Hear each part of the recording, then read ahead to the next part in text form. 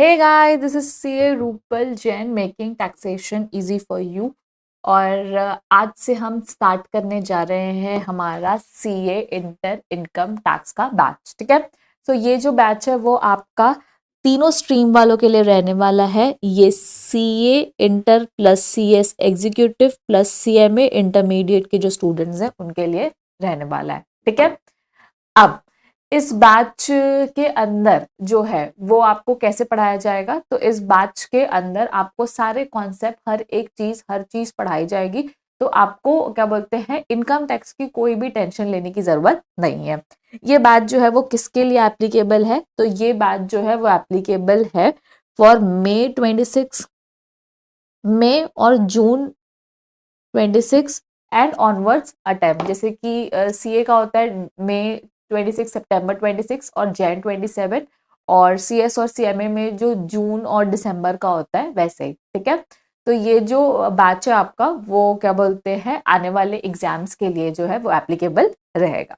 ठीक है, तो अभी अपन स्टार्ट करते हैं बिना कोई देरी किए, जो है वो अभी अपन अपने कॉन्सेप्ट के ऊपर बढ़ते हैं। ठीक है, तो चैप्टर का नाम जो है वो क्या है आपका, बेसिक प्लस एग्रीकल्चर इनकम। ठीक है, मतलब बेसिक जो है वो इनकम जो है वो कैसे टैक्सेबल होती है, प्लस एग्रीकल्चर इनकम जो है वो आपकी कैसे टैक्सेबल होती है। तो हमारे फर्स्ट चैप्टर का जो नाम है वो है बेसिक एंड एग्रीकल्चर इनकम। ठीक है, नाउ सबसे पहले हमारे टॉपिक का नाम क्या है, सब्जेक्ट का नाम क्या है, income tax obviously.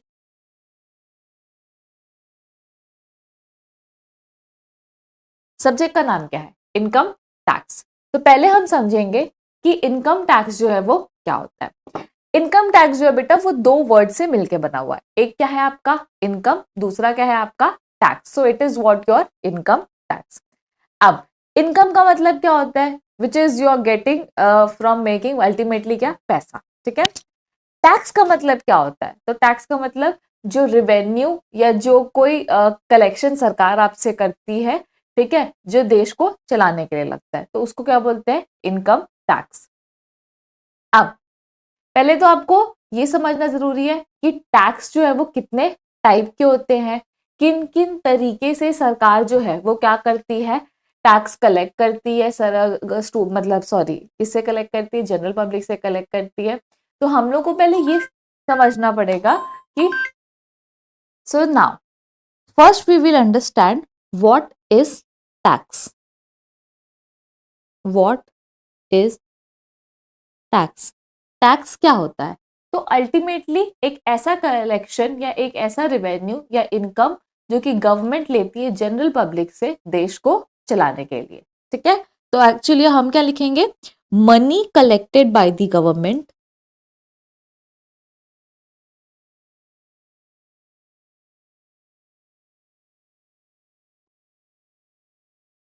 Money collected by government from general public to run the country. ठीक है, आप लोग को साथ ही साथ जो है बेटा वो नोट्स बनाते जाने और साथ ही साथ जो है वो लिखना है। ठीक है, तो अल्टीमेटली सरकार जो है वो पैसा ले रही है जनरल पब्लिक से देश को चलाने के लिए, उसको हम क्या बोलते हैं, टैक्स बोलते हैं। ठीक है, अब दो टाइप का टैक्स होता है, तो यहां पे अपन लिखेंगे क्या, डिफरेंस बिटवीन। तो दो टाइप का टैक्स होता है, एक होता है डायरेक्ट टैक्स और दूसरा होता है इनडायरेक्ट टैक्स।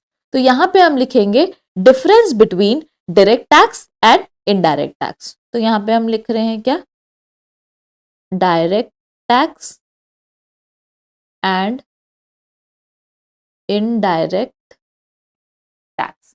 ठीक है, तो दो तरीके का टैक्स होता है, एक होता है डायरेक्ट टैक्स, दूसरा होता है आपका इनडायरेक्ट टैक्स।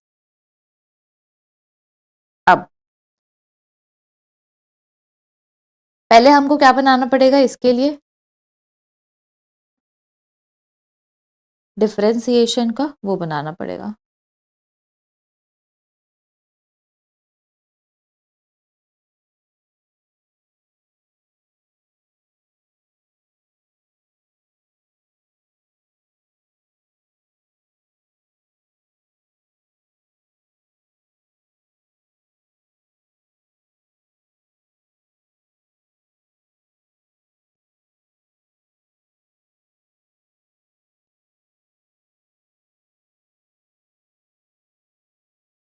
तो now the difference between direct tax and indirect tax. तो डायरेक्ट टैक्स क्या होता है?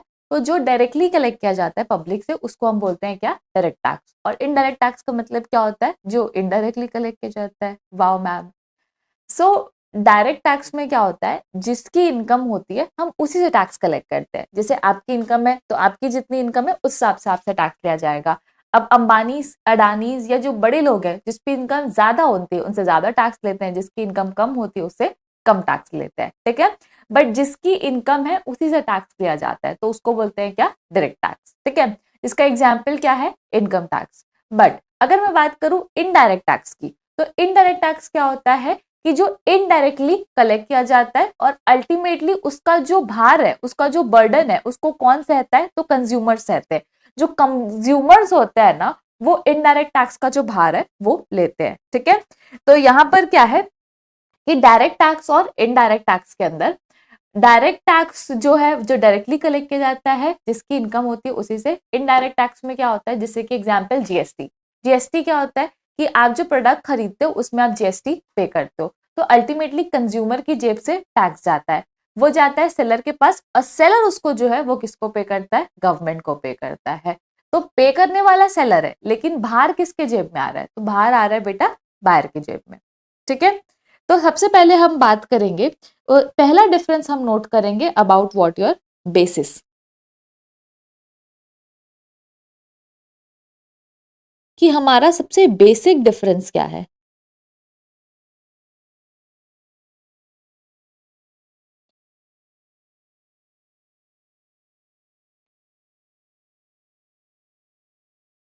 कि हमारा जो है वो सबसे बेसिक डिफरेंस जो है वो क्या है। तो बेसिक डिफरेंस बात करता है कि यहाँ पर दो वर्ड है, क्या? इंसिडेंस और दूसरा है हमारा क्या? इम्पैक्ट। तो मैम इंसिडेंस क्या होता है? इंसिडेंस अल्टीमेटली कि जो पे कर रहा है जिसके ऊपर लाइबिलिटी आ रही है, इम्पैक्ट जिसके ऊपर बर्डन पड़ रहा है।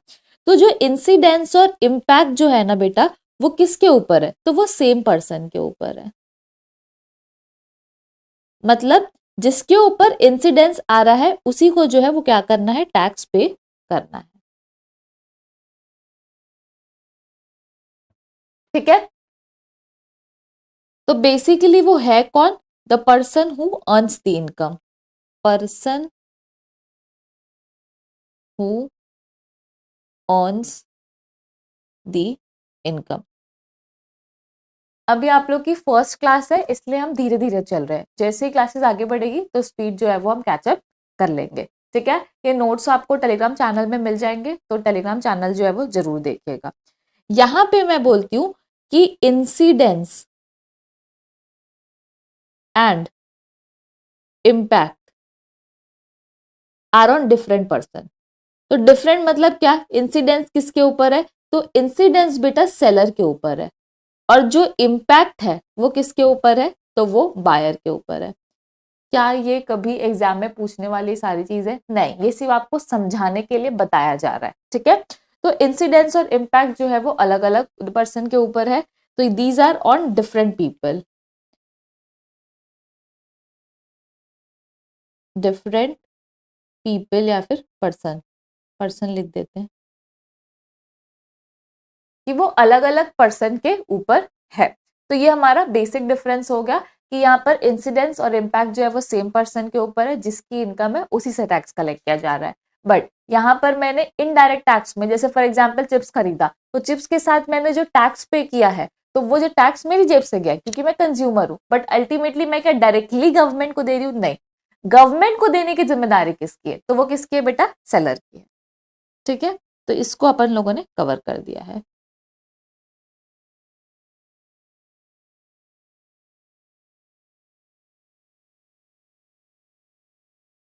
उसके बाद नेक्स्ट बात करते हैं किसकी? बर्डन की।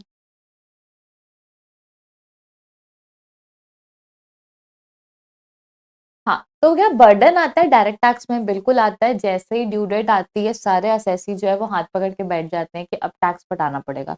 तो क्या बोलता है ये? It pinches the tax payer, it pinches the tax payer. अब सेकंड बात करता है, यहां पर वो पिंच नहीं करता क्योंकि बर्डन जो है वो क्या हो जाता है, शिफ्ट हो जाता है, तो it does not pinch the tax payer, it does not pinch the tax payer as burden is shifted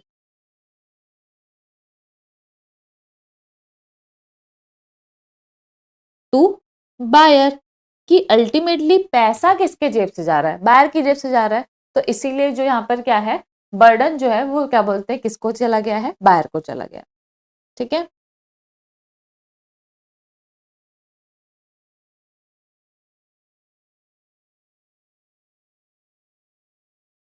उसके बाद नेक्स्ट आता है क्या, नेचर।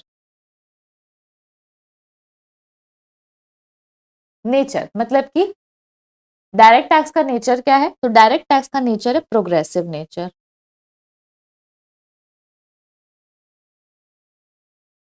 बात करेंगे किसकी बेटा, इनडायरेक्ट टैक्स की, तो इनडायरेक्ट टैक्स का नेचर है रिग्रेसिव नेचर। मैम प्रोग्रेसिव का मतलब क्या होता है, प्रोग्रेसिव का मतलब होता है कि जैसे जैसे आपकी इनकम बढ़ती है वैसे वैसे ही बेटा आपका टैक्स जो है वो बढ़ता रहता है, तो उसको हम बोलते हैं क्या, प्रोग्रेसिव नेचर। रिग्रेसिव नेचर की अगर हम बात करें, तो रिग्रेसिव नेचर का मतलब होता है कि जैसे जैसे इनकम कम होगी तो टैक्स कम होगा, नहीं।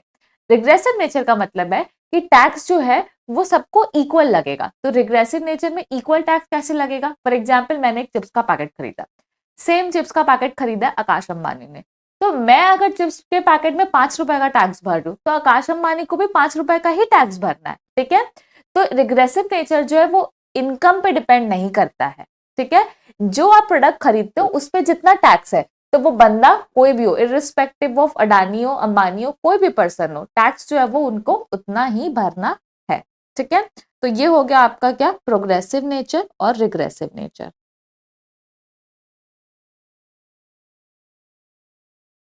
प्रोग्रेसिव नेचर में जैसे जैसे इनकम बढ़ती वैसे वैसे टैक्स बढ़ेगा, रिग्रेसिव नेचर में सेम रहेगा। उसके बाद बात करते हैं किसकी बेटा, एग्जाम्पल। तो एग्जाम्पल में आपको पता है डायरेक्ट टैक्स का बेस्ट एग्जाम्पल है क्या, इनकम टैक्स, जो कि आपका टॉपिक है। और इनडायरेक्ट टैक्स का बेस्ट एग्जाम्पल है क्या, तो इनका है GST, VAT, excise, customs, etcetera. GST आपको पता है goods and service tax, VAT मतलब वैल्यू एडेड टैक्स, तो जीएसटी और वैट दोनों सेल्स टैक्स है। एक्साइज की अगर अपन बात करें तो वो मैन्युफैक्चरिंग पर टैक्स है। ठीक है, तो कुछ कुछ प्रोडक्ट्स पे आज भी एक्साइज ड्यूटी लगती है।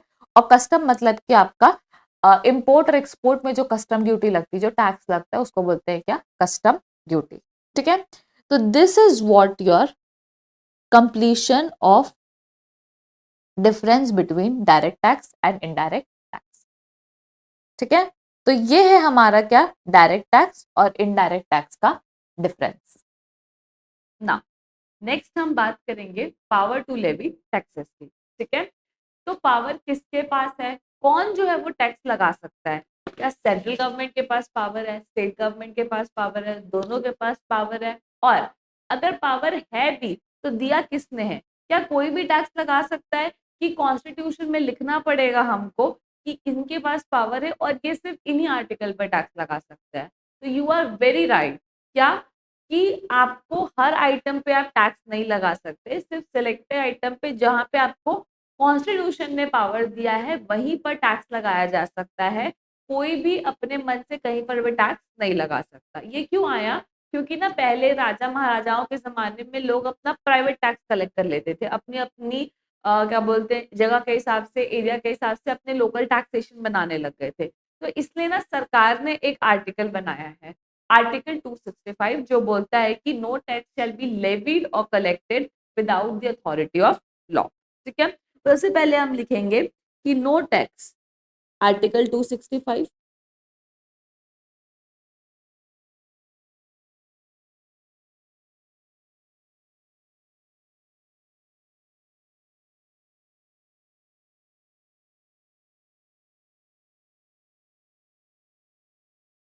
Levied or collected no tax shall be levied or collected without the authority of law. ठीक है, no tax shall be levied or collected without the authority of law. Now अब क्या है आपका 7th शेड्यूल। ठीक है, तो अब जो पावर है वो कहाँ दिया हुआ है और कैसे आया है। तो एक्चुअली पहले तो आर्टिकल 265 बोलता है कि no tax shall be levied or collected without the authority of law. तो फिर पावर कौन देगा, तो पावर टू लेवी टैक्सेस आया है, पावर टू लेवी टैक्सेस वो दिया गया है कहां पर, आर्टिकल 246 में।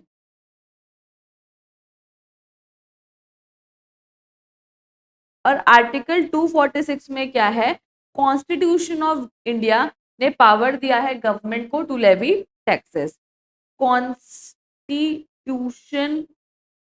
Of India given power to given power to government to levy taxes. ठीक है, तो अभी भी कुछ क्लियर है क्या, कौन सी गवर्नमेंट को दिया है, सेंट्रल की, स्टेट की, कौन से उसके अंदर दिया हुआ है, कौन से आइटम पे दिया हुआ है, कुछ क्लैरिटी है क्या, नहीं है।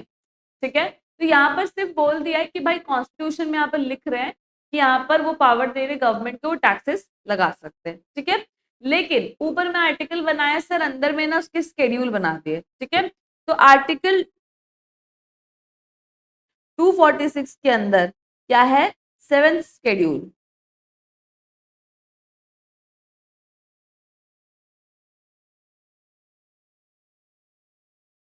आर्टिकल 246 के अंदर क्या है, 7th शेड्यूल। 7th शेड्यूल के अंदर क्या बनाई है, तो 7th शेड्यूल के अंदर लिस्ट बनाई है।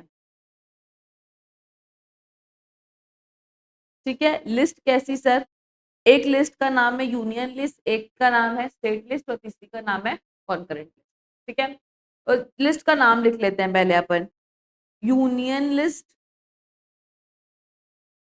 स्टेट लिस्ट और कॉन्करेंट लिस्ट। अब भाई ये जो लिस्ट है वो किस काम आती है, ठीक है, ये लिस्ट किस काम आती है, तो हमारी जो यूनियन लिस्ट है ना उसमें कुछ कुछ मैटर्स लिस्टेड होंगे, वो मैटर पे सेंट्रल गवर्नमेंट टैक्स लगा सकती है।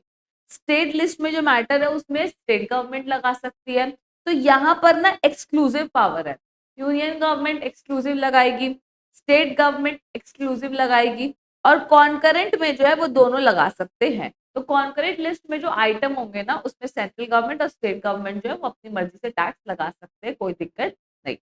आई होप यहाँ तक क्लियर है। ठीक है, तो यहाँ पर लिस्ट दी गई है। फिर लिस्ट के अंदर मैम हम लोगों ने तो इनकम टैक्स पढ़ा है, और इनकम टैक्स लगा रही कौन, सेंट्रल गवर्नमेंट। तो यूनियन लिस्ट के अंदर एक एंट्री है, एंट्री नंबर 82, जहां पर बोला है कि आप इनकम पे टैक्स लगा लो। अब एग्रीकल्चर इनकम पे लगा रहे हैं कौन, लगा सकता है कौन, स्टेट गवर्नमेंट। लगा नहीं रहा है एग्रीकल्चर इनकम पे, कोई टैक्स नहीं लगा रहा है, बट पावर किसके पास है, स्टेट गवर्नमेंट के पास। तो स्टेट गवर्नमेंट जो है वो क्या लगा सकती है, टैक्स लगा सकती है स्टेट लिस्ट के ऊपर, कॉन्करेंट पे दोनों लगा सकते हैं। ठीक है ना, राइट, आगे का।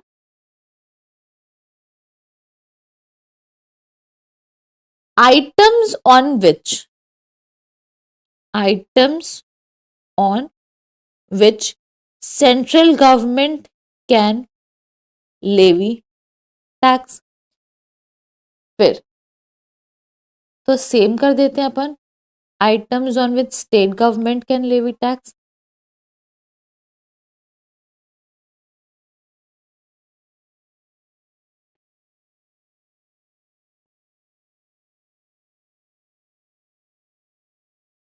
Both can levy tax.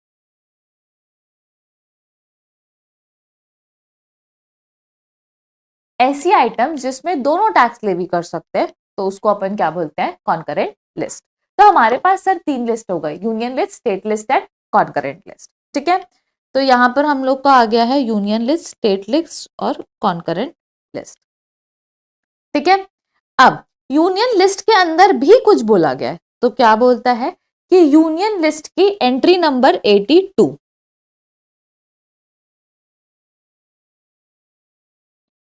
इसके अंदर है क्या, एंट्री नंबर 82। ये क्या बोलती है कि एंट्री नंबर 82 जो है बोलती है कि tax on income, tax on income other than agriculture income,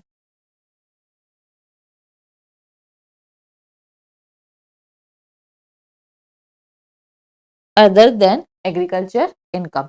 तो मैम इसका मतलब क्या होता है, इसका मतलब ये होता है बेटा कि सेंट्रल गवर्नमेंट सारे आइटम पे टैक्स लगा सकती है, सारे आइटम्स पे टैक्स लगा सकती है, बट एग्रीकल्चर इनकम पे नहीं लगा सकती। मतलब सेंट्रल गवर्नमेंट के पास पावर ही नहीं है, सेंट्रल गवर्नमेंट के पास औकात ही नहीं है कि वो किसके ऊपर टैक्स लगा सके, एग्रीकल्चर इनकम के ऊपर, क्योंकि उसको पावर नहीं दिया है कॉन्स्टिट्यूशन ने, ठीक है।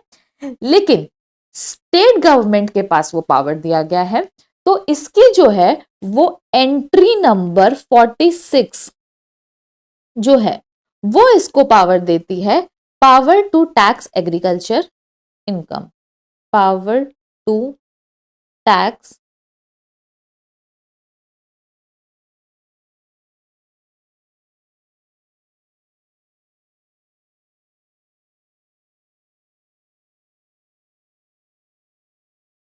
एग्रीकल्चर इनकम, ठीक है।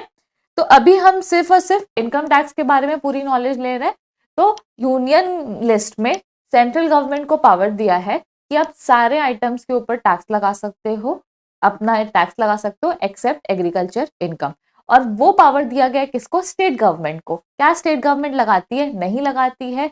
उसका रीजन जो है वो स्टेट गवर्नमेंट के पास ही है कि क्यों नहीं लगाती है, क्योंकि भले जो कुछ फार्मर्स होंगे जो थोड़े गरीब होंगे, लेकिन बहुत सारे ऐसे लार्ज पार्ट ऑफ फार्मर्स हैं जो ऑलरेडी बहुत ज्यादा क्या बोलते हैं पैसे कमा रहे हैं, या लोग जो है वो अपनी बिजनेस इनकम को एग्रीकल्चर इनकम शो करते हैं और अपनी टैक्स जो है वो क्या बोलते हैं सेव कर लेते हैं। तो ऐसे बहुत सारे टैक्स सेविंग हैक्स जो है वो एग्रीकल्चर इनकम के तरीके से किया जाता है। I will make a separate video on that, वो एक जनरल वीडियो होगा, वो सारे लोगों के लिए होगा, ठीक है। अभी आप इतना समझ लो कि एग्रीकल्चर इनकम जो है उसके पास पावर किसको दिया है, स्टेट गवर्नमेंट को पावर दिया, ठीक है। अब पावर की बात जो है वो समझ आ गई है कि भैया पावर तो मिल गया। तो पावर मिला तो सरकार ने बनाया इनकम टैक्स लॉ।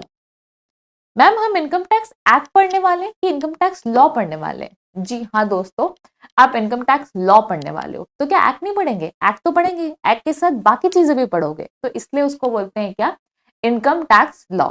मतलब क्या एक्ट और लॉ में फर्क होता है? जी हाँ, एक्ट और लॉ में बहुत फर्क होता है। तो लॉ क्या होता है, बेसिकली लॉ का मतलब होता है जब act, rules, regulation, circular, notification सारी चीजों को जब मिला के पढ़ा जाता है तो उसको हम क्या बोलते हैं, लॉ बोलते हैं, ठीक है।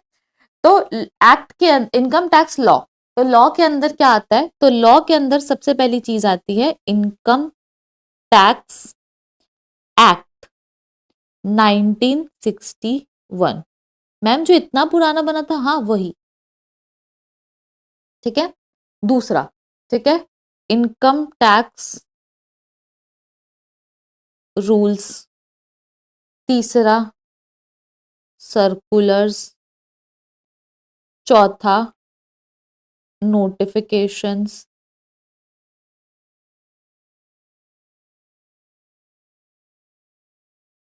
Case laws.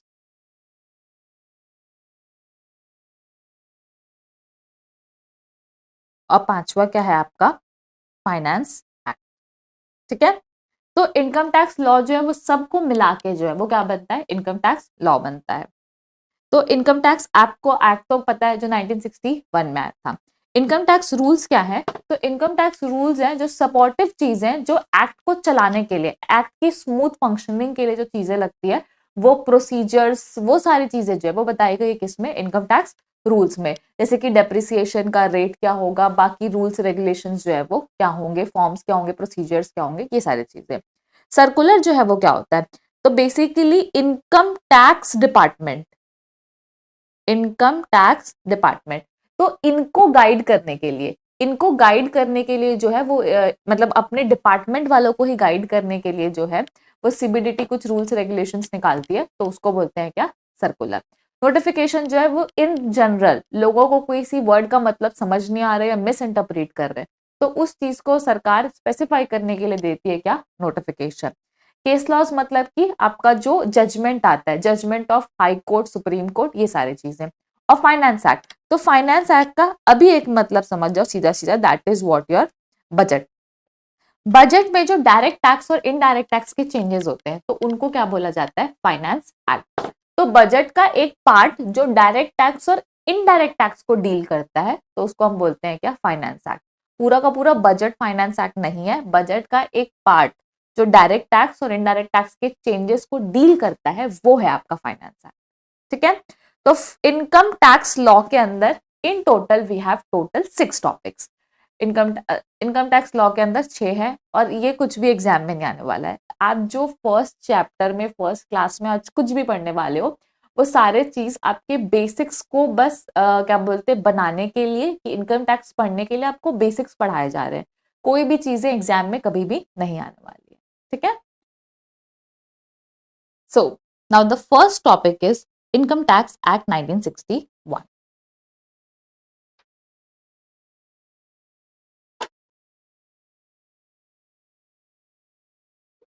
Now, Income Tax Act 1961.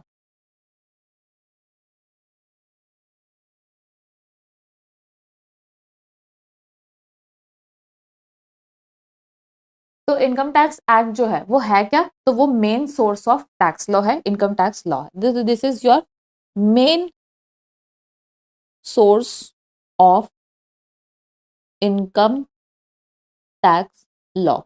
भैया कि आप समझोगे कि टैक्स है क्या, पूरे प्रोविजंस वोविजंस जो है वो कहाँ दिए हुए हैं, यहाँ पर दिए हुए हैं। ठीक है, तो इसको अपन बना देते हैं कि main source of income tax law. अब आगे और क्या बताता है, तो it provides guidance for total income determination, क्या होगा, असेसमेंट कैसे होंगे, इसमें सारी चीजें, प्रोसिक्यूशन जो है वो क्या होगा, तो ये जो है वो किस में दिया हुआ है, इनकम टैक्स एक्ट में दिया गया है। तो ये हमको प्रोवाइड करता है क्या, guidance for total income determination, tax liability calculation,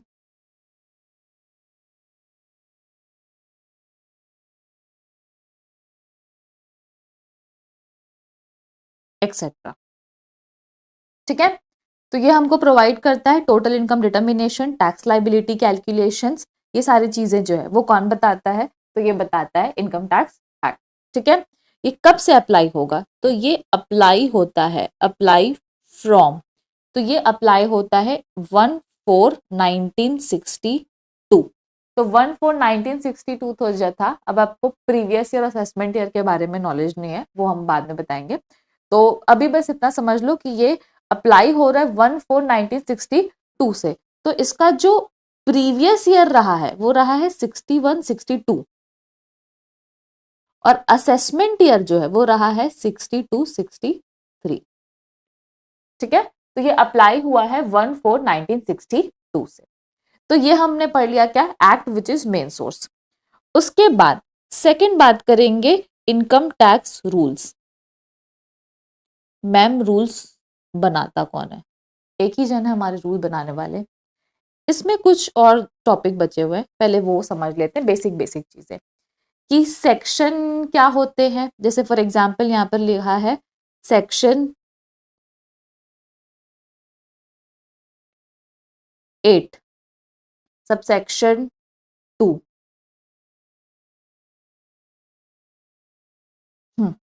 तो ये जो है वो क्या है, तो इसमें ऑब्वियस सी बात है, सबसे पहली चीज है वो क्या है, सेक्शन है। ये जो है वो क्या है, सबसेक्शन है। ये जो है वो क्या है, क्लॉज है। और ये जो है वो क्या है, सब क्लॉज है। कि कभी भी आपको कोई ऐसा डिनोशन दिया हुआ होगा तो पहली चीज जो है वो क्या होगी, सेक्शन होगी। तो मैं कैसे पढ़ूंगी, section 8 subsection 2, clause 7, sub clause B. तो ये तो जनरल तरीका हो गया रीड करने का। तो जब चीजें सीक्वेंस में दी हुई है, ठीक है, मतलब पहले 8-1 है, फिर 8-2 है, फिर 8-3 है, और टॉपिक जो है वो क्या है, रिलेटेबल है, ठीक है, मतलब पहले 8-1 का टॉपिक था, फिर 8-2 का टॉपिक आया, फिर 8-3 आया, फिर 8-4 आया, और ये जो टॉपिक है वो लाइन से रिलेट करते हैं एक दूसरे को। तो सेक्शन के बाद जो नेक्स्ट जो चीज आती है वो होती है सबसेक्शन। लेकिन जब 8-1 किसी और के बारे में है और उसके बाद नेक्स्ट कोई जो टॉपिक आ रहा है सेकेंड, वो किसी और के बारे में, और कोई भी टॉपिक रिलेटेबल नहीं है एक दूसरे से, तो जो आइटम के बाद जस्ट दूसरी चीज होती है, जैसे ये 8 हुआ तो सेक्शन 8 क्लॉज 2, ठीक है। तो जब कोई रिलेटेबल आइटम होते हैं तो पहला चीज सेक्शन होता है, दूसरा सबसेक्शन होता है, तीसरा क्लॉज होता है, चौथा सब क्लॉज होता है। जब अनरिलेटेबल चीजें जो है वो एक साथ दी जाती है एक ही पेज में या एक ही चीज के अंदर, तो पहला सेक्शन होता है, उसके बाद डायरेक्ट क्लॉज होता है, बीच में सबसेक्शन जो है वो नहीं आता, ठीक है, ये चीज समझ गए आपको। उसके बाद दो चीजें और डील की गई है, दो वर्ड और होते हैं, एक होता है प्रोविजोज और दूसरा होता है क्या, एक्सप्लेनेशन। बेटा आपको हर एक एक बेसिक चीज पढ़ाई जा रही है कि अगर आपको कुछ भी नहीं आता है तो आप सारी चीजें सीख जाओगे। तो प्रोविजो का मतलब क्या होता है, प्रोविजो का मतलब होता है एक्सेप्शन, ठीक है, कि कोई भी चीज का एक्सेप्शन क्या होगा कि ये चीज जो है वो इसके ऊपर एप्लीकेबल होगी लेकिन इन इन चीजों के ऊपर एप्लीकेबल नहीं होगी। तो प्रोविजो का मतलब होता है एक्सेप्शन देना। एक्सप्लेनेशन का मतलब होता है इस टॉपिक को फर्दर एक्सप्लेन करना, कि किसी भी सेक्शन में कोई वर्ड दिया हुआ है उसका एक्सप्लेनेशन दे दिया गया कि इसका वर्ड का मतलब जो है वो क्या होता है, ठीक है, तो उसको बोलते हैं क्या, एक्सप्लेनेशन। तो प्रोविजो मतलब बेसिकली एक तरीके से समझ जाओ नॉन एप्लीकेबिलिटी, कि ये जो प्रोविजन है वो ऐसे तो एप्लीकेबल होगा लेकिन इन इन चीजों के ऊपर एप्लीकेबल नहीं होगा। तो इसको हम क्या बोलते हैं, प्रोविजो, ठीक है। तो यहाँ पे हम सबसे पहले लिख रहे हैं क्या, प्रोविजो। तो प्रोविजो जो है मींस एक्सेप्शन और कंडीशन, मींस एक्सेप्शन और कंडीशन टू मेन सेक्शन। जो मेन सेक्शन है ना उसका कुछ कंडीशन या कोई एक्सेप्शन है तो उसको हम क्या बोलते हैं, तो उसको हम बोलते हैं हमारा प्रोविजो, ठीक है। तो जैसे हम लोग का फर्स्ट प्रोविजो बिगिन होता है, तो फर्स्ट प्रोविजो कैसे हम लोग लिखते हैं यहाँ पर, तो हम लिख सकते हैं यहाँ पर फर्स्ट, मैं तो बता रही हूँ ना, फर्स्ट प्रोविजो बिगिंस, तो पहले आपको दिया रहेगा प्रोवाइडेड दैट, जैसे कोई सेक्शन कंप्लीट हो गया उसके बाद नीचे जो नेक्स्ट लाइन स्टार्ट हो रही है वो स्टार्ट हो रही है provided that first proviso begin, ये नहीं लिखा रहेगा, नहीं मैं बता रही हूँ कि फर्स्ट प्रोविजो कैसे लिखा गया है, ठीक है। लाइन स्टार्ट होगी किससे, provided that the above written provision is not applicable to or will not apply to this cases, ठीक है, ये फर्स्ट एक्सेप्शन हो गया।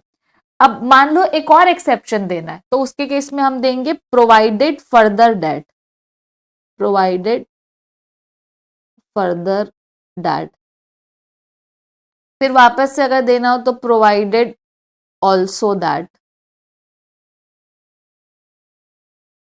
ठीक है। तो ऐसे जो है ये प्रोविजो जो है वो कंटिन्यू हो जाते हैं। अब बात करेंगे किसकी, तो अब बात करेंगे एक्सप्लेनेशन की,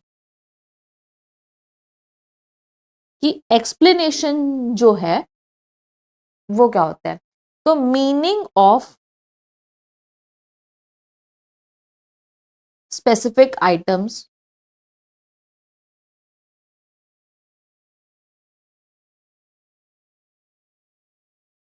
मीनिंग ऑफ स्पेसिफिक आइटम्स और बोल सकते हैं टर्म्स यूज्ड इन सेक्शंस, कि जो सेक्शन में चीजें यूज की जा रही है उसको अपन क्या बोलेंगे, उसका जो स्पेसिफिक मतलब दे रहे हैं, तो किसी भी चीज का मीनिंग प्रोवाइड करना को बोलते हैं क्या, एक्सप्लेनेशन, ठीक है।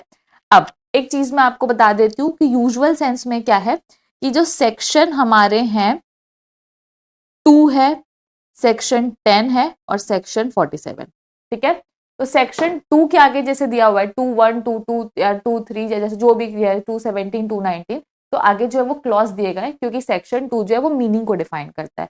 तो एक आइटम का मीनिंग दूसरा आइटम के मीनिंग से रिलेट नहीं कर सकता, इसलिए 2 के जितने भी आइटम्स है वो क्या है, क्लॉज है। ठीक है, उसके बाद बात करते हैं सेक्शन 10। सेक्शन 10 बात करता है किसकी बेटा, एग्जेम्पशंस की। तो वो बताता है 10(1), 10(2), 10(3). तो सेक्शन 10 क्लॉज 1। क्यों क्लॉज बोल रहे हैं अपन, सबसेक्शन क्यों नहीं बोल रहे हैं, क्योंकि एक आइटम का एग्जेम्पशन दूसरे आइटम के एग्जेम्पशन से रिलेट नहीं कर सकता। ठीक है, एक आइटम का एग्जेम्पशन अलग होगा, दूसरा आइटम का एग्जेम्पशन जो है वो अलग होगा। तो दैट इज योर सेक्शन 10। उसके बाद अपन बात करेंगे किसकी, सेक्शन 47। तो सेक्शन 47 भी बोलता है कि कौन कौन से ट्रांजैक्शन जो है वो ट्रांसफर नहीं माने जाएंगे। तो उसमें भी एक लिस्ट दी गई है। तो जहां पर एक लिस्ट दी जाती है तो ऑब्वियस सी बात है एक आइटम दूसरे आइटम से रिलेट नहीं करता है, इसलिए इन सारी चीजों में इसमें जो है वो क्या बोलते हैं, जो है वो क्लॉज यूज किए गए। ठीक है, यूज क्लॉज फॉर देयर सब divisions, use clause for their sub division, because item given are not interlinked, because item given are not interlinked, कि जो आइटम गिवन है वो इंटरलिंक नहीं है, इस वजह से ये सेक्शन जो है वो क्या यूज करते हैं, क्लॉज यूज करते हैं। And when there is an inter, otherwise subsections are used when item given are in linkage with each other। ठीक है, कि जो आइटम गिवन है वो लिंक करते हैं एक दूसरे से, तो सेक्शन के बाद सबसेक्शन आएगा। और अगर item given are not link with each other तो सेक्शन के बाद डायरेक्ट क्लॉज आएगा। I hope I am clear. नहीं है तो फिर वापस से रिवाइंड करके आप क्या कर सकते हो, सुन सकते हो। तो अभी अपन लोगों ने किसके बारे में पढ़ा, इनकम टैक्स एक्ट के बारे में पढ़ा। फिर इनकम टैक्स एक्ट में ऑब्वियसली सेक्शन सबसेक्शन चीजें दी हुई होगी, तो वो मैंने आपको बता दिया। प्रोविजोस जो दिए होंगे वो बता दिया कि कैसे कैसे दिए जाते हैं। तो ऑब्वियसली बात है कि पहले सेक्शन जो होगा वो क्या होगी, आपकी हेडिंग होगी। फॉर एग्जाम्पल मान लो सेक्शन 12। ठीक है, उसके बाद दिया जाएगा सब सेक्शन 1, 2, 3।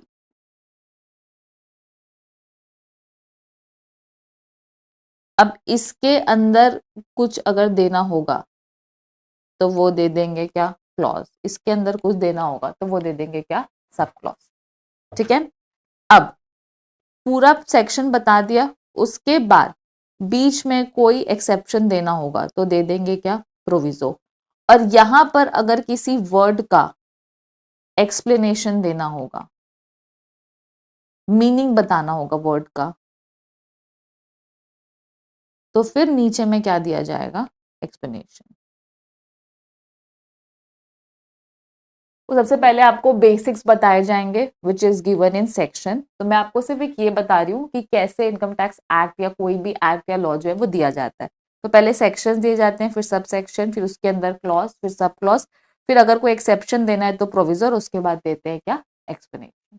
ठीक है, तो basically this is what your format is. ठीक है, अब आ जाते हैं अपन किस में, अब अपन आते हैं नेक्स्ट चीज में जिसका नाम क्या है, इनकम टैक्स रूल्स। तो 2 है आपका इनकम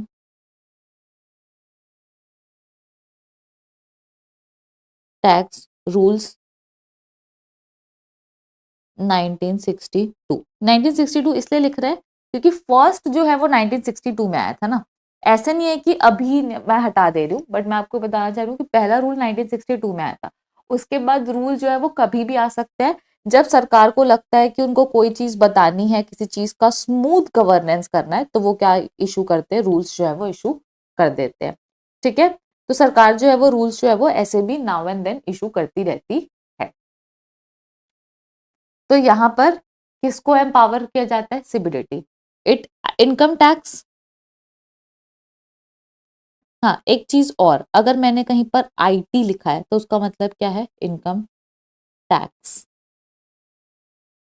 ठीक है, तो इनकम टैक्स जो है वो एम्पावर करता है, किसको एम्पावर करेगा? तो एम्पावर करता है सीबीडीटी को। मैम सीबीडीटी जो है वो क्या होता है? तो सीबीडीटी का मतलब होता है central board of direct tax.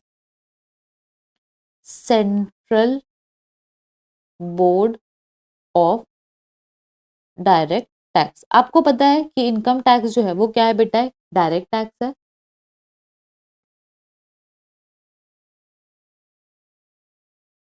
ठीक है, तो सीबीडीटी होता क्या है, कहां पर होता है? तो इनकम टैक्स डिपार्टमेंट के ऊपर एक बॉडी होती है जो, जिसके पास पावर होता है कि वो सारे रूल्स रेगुलेशंस बना सके और चला सके, तो उसको बोला जाता है क्या? CBDT, that is central board of direct taxes.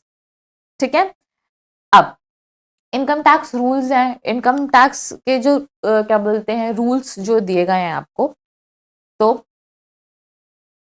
Income tax rules, तो इनकम टैक्स रूल्स में क्या होता है? इनकम टैक्स एक्ट जो है वो एम्पावर करता है, इनकम टैक्स एक्ट एम्पावर करता है किसको? सीबीडीटी को, कि वो क्या बना सकते हैं? To formulate this rules, to formulate these rules, कि वो रूल्स जो है वो बना सकते हैं।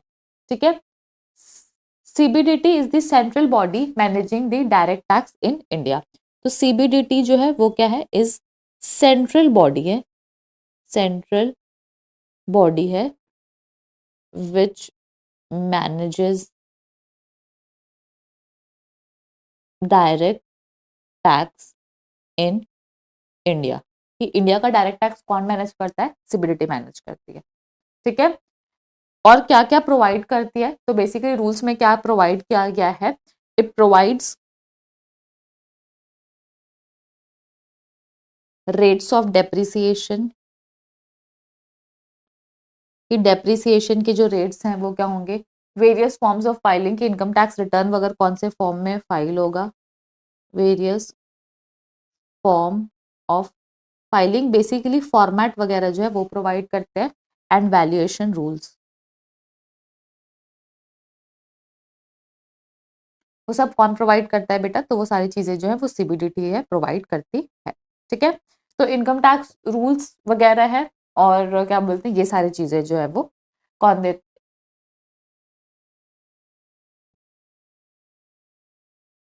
तो इनकम टैक्स रूल्स जो है वो आपको ये सारी चीजें बताता है। ठीक है, उसके बाद थर्ड अपन बात करेंगे किसकी? तो थर्ड अपन बात करेंगे सर्कुलर की।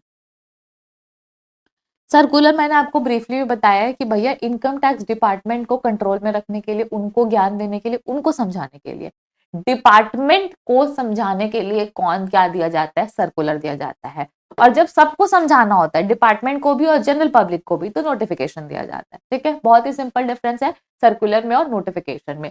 सर्कुलर डिपार्टमेंट को समझाने के लिए, नोटिफिकेशन जो है वो सबको समझाने के लिए, चाहे डिपार्टमेंट हो चाहे जनरल पब्लिक हो। ठीक है, अब मैम क्या सर्कुलर का यूज जनरल पब्लिक कर सकती है?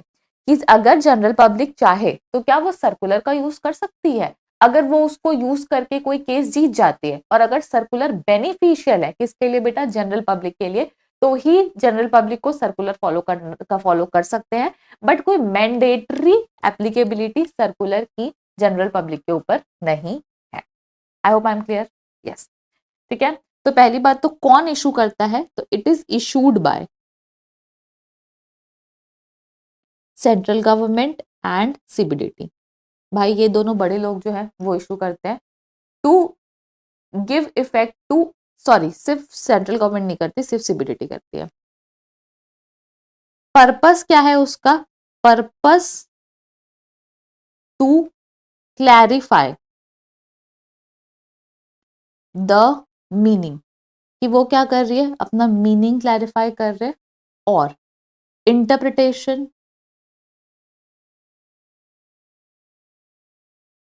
Of certain provisions.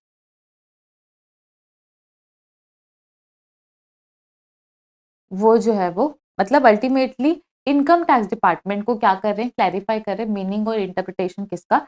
Certain departments का, ठीक है, मतलब सर्टेन प्रोविजंस का इनकम टैक्स डिपार्टमेंट को क्लियर कर रहे हैं। Binding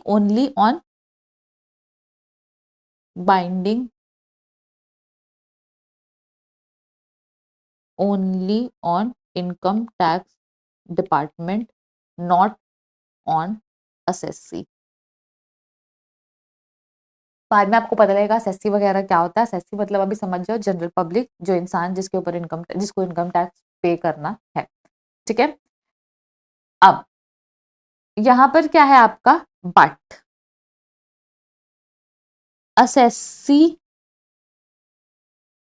can use circular if it is beneficial for him.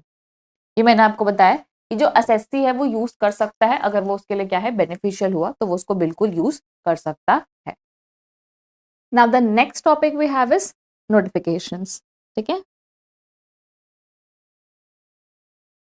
Notification जैसे कि आप लोग को पहले ही पता है कि ये पावरफुल होता है ज्यादा, क्योंकि इसको सेंट्रल गवर्नमेंट और सीबीडीटी दोनों ही इशू कर सकते हैं, और ये बेसिकली किसी भी चीज को क्लैरिफाई करने के लिए, कोई भी चीज जो जनरल पब्लिक को इन्फॉर्म की जानी हो उसके लिए निकाला जाता है, ठीक है। तो सबसे पहले अपन लिखेंगे क्या, इशूड बाय। कौन कौन इशू कर रहा है, तो इशूड बाय सेंट्रल गवर्नमेंट और सीबीडीटी, इसलिए ये ज्यादा पावरफुल है क्योंकि इसको सेंट्रल गवर्नमेंट इशू करती है, ठीक है। टू गिव इफेक्ट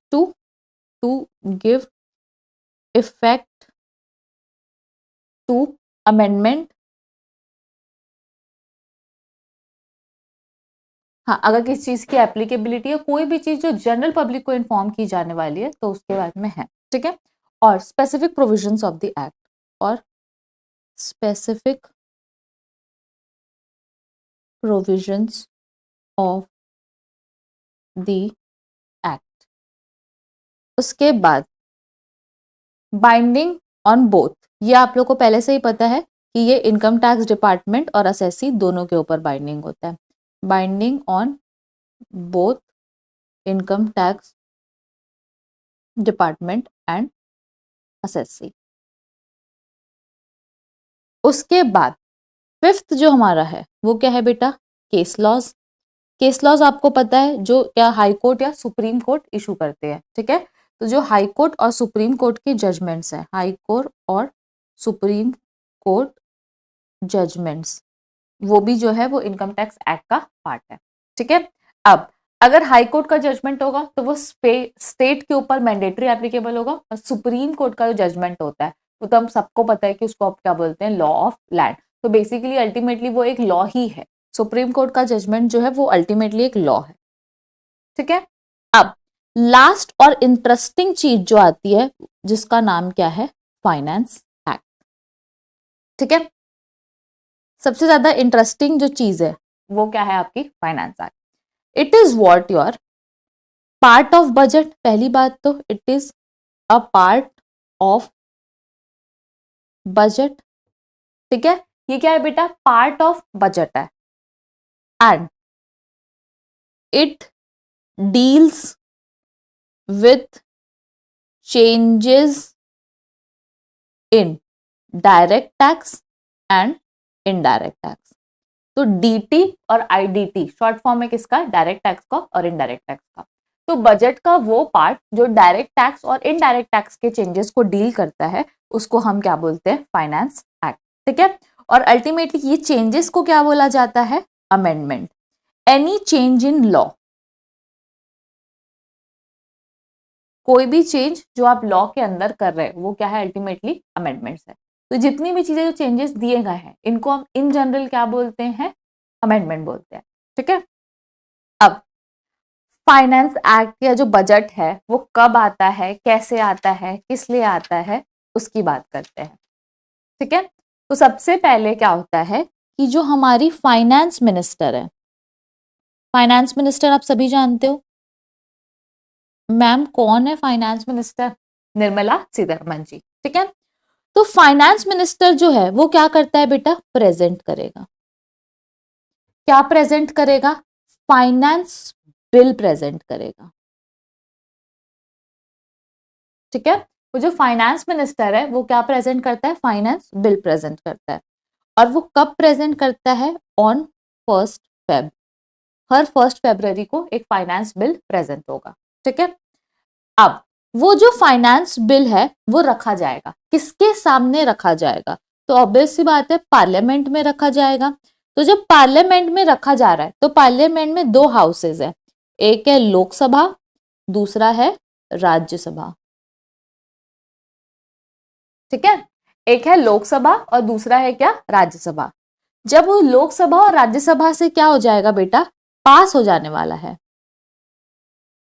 क्या हो जाने वाला है, पास हो जाने वाला है, तो फिर क्या होगा, उसको हम देंगे क्या, ascent of the president, ascent of president, मतलब प्रेसिडेंट का साइन, प्रेसिडेंट की परमिशन, प्रेसिडेंट उसको अप्रूवल कर देते, अप्रूवल ऑफ प्रेसिडेंट, और जब वो अप्रूव हो जाएगा प्रेसिडेंट से तो वो क्या बन जाएगा, फाइनेंस एक्ट। तो ऐसे बनता है हमारा क्या, फाइनेंस एक्ट। तो अभी अपन बहुत सिंपली बस ये चीज दिमाग में रखेंगे कि फाइनेंस बिल जो है और वो फाइनेंस एक्ट में कैसे कन्वर्ट होता है। मतलब बेसिकली कोई भी जो लॉ बनता है तो पहले वो बिल होता है और बाद में वो किस में कन्वर्ट होता है, एक्ट में कन्वर्ट होता है। तो बेसिकली जो भी उनके रेलेवेंट मिनिस्टर्स हैं वो बिल लेके आते हैं। तो फाइनेंस एक्ट के केस में हमारी जो फाइनेंस मिनिस्टर है वो लेके आएंगी। कब लेके आएंगी, 1 फेब को लेके आएंगी। उसके बाद वो बिल पास होगा लोकसभा में और राज्यसभा में, मतलब 50% और मेजोरिटी का जो वोट मिलेगा वो जब उसमें जब दोनों हाउसेस में मेजोरिटी वोट मिल जाएगा तो वो क्या हो जाएगा, पास। जब वो पास हो जाएगा तो उसको क्या मिलेगा, एसेंट ऑफ द प्रेसिडेंट, मतलब प्रेसिडेंट जो है वो उनको साइन कर देंगे और उसके बाद वो बन जाएगा हमारा फाइनेंस एक्ट। वो एप्लीकेबल कब से होगा, तो ऑब्वियस सी बात है वो 1 अप्रैल of the next financial year. तो ये बेटा ये कब तक बन जाना चाहिए फाइनेंस एक्ट, तो अप टू 31 मार्च। जब 31 मार्च तक वो फाइनेंस एक्ट बन जाएगा तभी तो 1 अप्रैल से एप्लीकेबल होगा ना। तो अल्टीमेटली ये जिया पूरा तामझाम करने के लिए टाइम कितना है, टाइम है 2 महीने का, क्योंकि ये आ कब रहा है, फेब में, और बनना कब तक है, मार्च में। तो फेब और मार्च के टाइम पे ये जो पूरा प्रोसेस है वो कंप्लीट हो जाएगा। तो जो अप्रैल से जो है वो ये क्या हो जाएगा, एप्लीकेबल हो जाएगा। ठीक है, I hope I am clear. Okay, now यहां पर 2 वर्ड और 2 कॉन्सेप्ट होते हैं। एक होता है क्या बेटा आपका, प्रीवियस ईयर, और दूसरा होता है क्या आपका, असेसमेंट ईयर। एक होता है आपका क्या, प्रीवियस ईयर, एक होता है आपका क्या, असेसमेंट ईयर। तो प्रीवियस ईयर का मतलब क्या होता है, तो प्रीवियस ईयर का मतलब होता है सीधी सीधी year in which you earn income. जिस साल में आप पैसा कमा रहे हो, अर्न कर रहे हो, वो आपका क्या है, प्रीवियस ईयर है। और जिस साल में, ईयर इन विच यू पे टैक्स ऑन अर्नड इनकम, उसको बोलते हैं क्या, असेसमेंट ईयर। ठीक है, तो जिस साल में आप पैसा कमाते हो उसको बोला जाता है प्रीवियस ईयर, जिस साल में आप क्या बोलते हैं उस पर टैक्स पे करते हो उसको बोलते हैं असेसमेंट ईयर। ठीक है, तो आपके एग्जाम के लिए जो आपका प्रीवियस ईयर है वो आपका है प्रीवियस ईयर 25-26। तो प्रीवियस ईयर 25-26 जो है वो स्टार्ट कब से होगा, तो वो स्टार्ट होगा 1/4/2025 से लेके और एंड होगा कब बेटा, 31 मार्च 2026। ठीक है, तो ये आपका क्या है, फाइनेंशियल ईयर है। तो आपको पता होगा कि टैक्स के अंदर हम लोग क्या करते हैं, फाइनेंशियल ईयर जो है वो फॉलो करते हैं। ठीक है, तो यहां पर आपका क्या है, 1/4/2025 से लेके 31 मार्च 2026 तक के बीच का जो है वो आपको यहाँ पर लेना है। ठीक है, अब बात करेंगे किसकी, अब असेसमेंट ईयर की। तो असेसमेंट ईयर क्या होगा आपका, 26-27। मतलब 25-26 में जो आपने इनकम कमाई है, तो 31 मार्च 2026 तक तो आप कमा ही रहे हो, वो आपका लास्ट डेट है। उसके बाद ही तो आप टैक्स पे करना स्टार्ट करोगे ना, तो आप उसका टैक्स पे कब करोगे? 26-27 में। तो 26-27 में जो कमा रहे हो उसका टैक्स भरोगे 27-28 में, फिर 27-28 का 28-29 में, एंड सो ऑन। ठीक है, तो this is how it goes, कि ये ऐसे जो है वो ऐसे काम करता है। ठीक है, तो प्रीवियस ईयर 25-26 अगर आपका है तो आपका असेसमेंट ईयर होगा 26-27, और ये आपको हमेशा याद रखना है, अपने दिमाग के अंदर इसको एकदम फिट कर लेना है। रात को कोई आपको 2 बजे भी उठा के पूछे कि आपका प्रीवियस ईयर क्या है, तो आपका प्रीवियस ईयर है 25-26, असेसमेंट ईयर है 26-27। ठीक है, प्रीवियस ईयर है 25-26, असेसमेंट ईयर क्या है? 26-27। तो ये जो है आपको वो हमेशा हमेशा हमेशा ध्यान रखना है। Previous year 25-26, assessment year 26-27। I hope I am clear. तो जिस साल में आपने इनकम कमाई है, मतलब 25-26 की इनकम पे आपको टैक्स पे करना है कब? 26-27 में। तो प्रीवियस ईयर है 25-26, असेसमेंट ईयर है 26-27। I hope I am clear. Yes. उसके बाद नेक्स्ट अपन बात करेंगे schedule to the finance act. ये एक बार एमसीक्यू में कहीं पूछ लिया था, इसलिए हम इसको पढ़ रहे हैं। Schedule to finance act. ये जो फाइनेंस एक्ट है उसके अंदर कितने शेड्यूल होते हैं, और शेड्यूल के अंदर जो है वो क्या चीजें दी रहती है।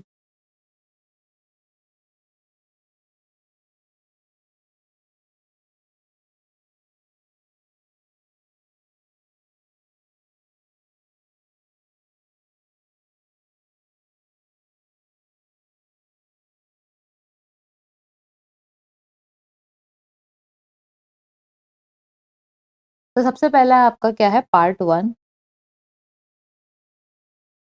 सेकंड है आपका पार्ट 2।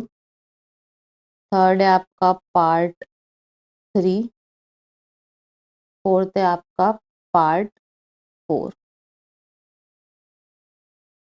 और आपको इम्पोर्टेंटली क्या सीखना है? आपको ये सीखना है कि इन सारी चीजों के अंदर क्या क्या चीजें दी गई है। मतलब फाइनेंस एक्ट का जो शेड्यूल है, तो उसके पार्ट 1 में क्या है, पार्ट 2 में क्या है, पार्ट 3 में क्या है, और पार्ट 4 में क्या है।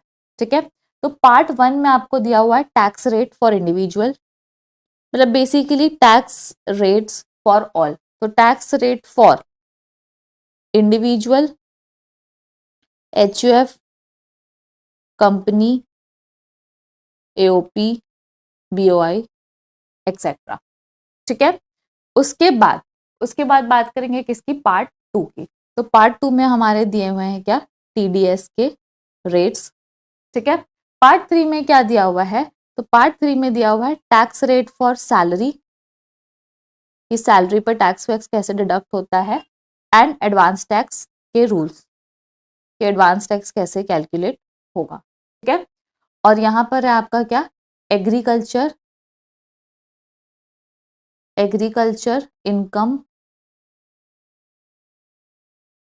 कैलकुलेशन, कि एग्रीकल्चर इनकम पे टैक्स वैक्स जो है वो कैसे कैलकुलेट होगा। ठीक है, तो यहाँ पे आपके 4 पार्ट है, part 1, part 2, part 3 and part 4। ये जो है वो 4 चीज बताते हैं। आ भी सकता है एमसीक्यू में, नहीं भी आ सकता, बट दिया हुआ है तो अब आप कर लेते हैं। तो अभी तक हम लोगों ने जितनी भी चीजें पढ़ी है वो थोड़ी सी रही है क्या? बोरिंग की बोरिंग, हाँ मतलब थोड़ा तो रहा है। ठीक है, तो अभी आप 5-10 मिनट का ब्रेक ले सकते हैं, और उसके बाद अब हम स्टार्ट करेंगे main core topic of income tax, कि इनकम टैक्स जो है एक्चुअल में कैसे होता है, कैसे काम करता है, क्या क्या चीजें होती है उसके अंदर, कितने हेड्स होते हैं, कैसे टैक्स कैलकुलेशन होता है, टैक्स रेट्स क्या होते हैं, वो सारी चीजें जो है वो हम स्टार्ट करेंगे। ठीक है, आप चाहे तो ब्रेक ले सकते हैं, और नहीं चाहे तो आप कंटिन्यू कर सकते हो। ठीक है, अब सबसे पहले अब हम पढ़ेंगे कोर इनकम टैक्स कॉन्सेप्ट। तो यहां पर मैं लिख रही हूं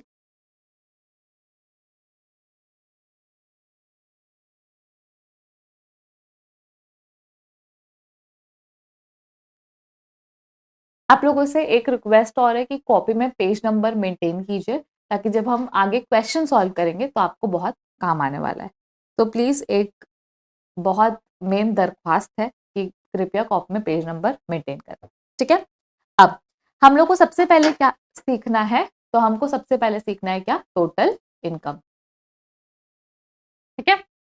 तो कोर कॉन्सेप्ट और इनकम टैक्स के अंदर सबसे पहला जो हमारा कोर कॉन्सेप्ट है वो बात करता है किसकी, टोटल इनकम कैलकुलेशन और उसके ऊपर टैक्स लायबिलिटी।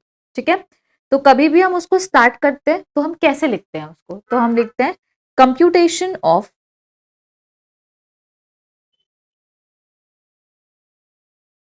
Total income. ये हमारा पहला कोर कॉन्सेप्ट है। And tax liability for mister for example x for assessment year 26-27 under जो भी आपकी रिजीम है, कौन सी रिजीम में आप सॉल्व कर रहे हो वो लिखते हो। ठीक है। उसके बाद हम क्या बना रहे हैं, फॉर्मेट बना रहे हैं।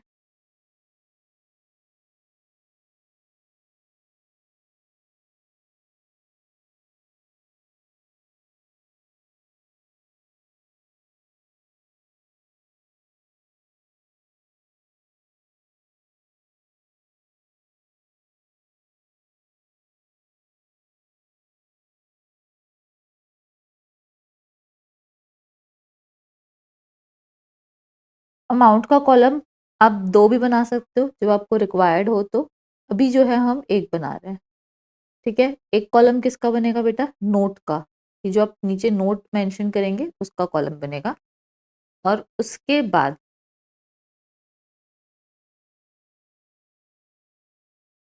मैम ये तो छोटा छोटा क्यों बना रहे हैं, बताती हूँ, क्योंकि कुछ लिखना नहीं है उसके अंदर इसलिए तो मैम बना ही क्यों रहे हैं, कॉलम में कुछ नहीं लिखना है। ठीक है। यहाँ पे मैं लिखूंगी क्या, पर्टिकुलर्स, यहाँ पर क्या लिखूंगी, नोट, यहाँ पर लिखूंगी क्या, अमाउंट। ठीक है। अब पर्टिकुलर्स हो गया, नोट हो गया, अमाउंट हो गया। सबसे पहले मैं लिखने वाली हूं क्या, इनकम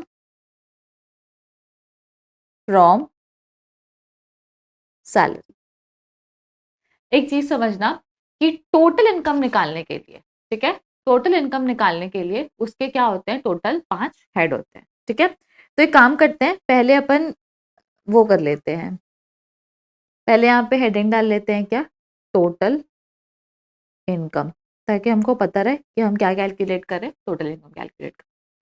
और टोटल इनकम में सबसे पहला हेड जो है वो आता है क्या, इनकम फ्रॉम सैलरी। ठीक है।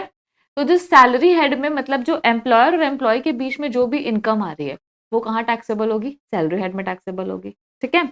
उसके बाद नेक्स्ट बात करेंगे क्या, income from house property. House property को सेल करके नहीं, हाउस प्रॉपर्टी को रेंटल में देके जो आपकी रेंटल इनकम आने वाली हम उसकी बात कर रहे हैं कि हाउस प्रॉपर्टी को मैं रेंट करके जो इनकम कमा रही हूँ वो यहाँ पर आने वाली है। तो पहली इनकम हो गई क्या, सैलरी। दूसरी इनकम हो गई हमारी क्या, हाउस प्रॉपर्टी। अब नेक्स्ट तीसरी जो हमारी इनकम होगी वो होगी बिजनेस और प्रोफेशन की। तो उसका नाम क्या है, profit and gains of business and profession. Profit and gains of business and profession. ठीक है। तो इसका शॉर्ट फॉर्म क्या है, पीजीबीपी। तो ये जो है मतलब बिजनेस और प्रोफेशन की जो इनकम है वो यहाँ पर आ जाएगी। चौथी जो हमारी इनकम है वो क्या है, capital gain.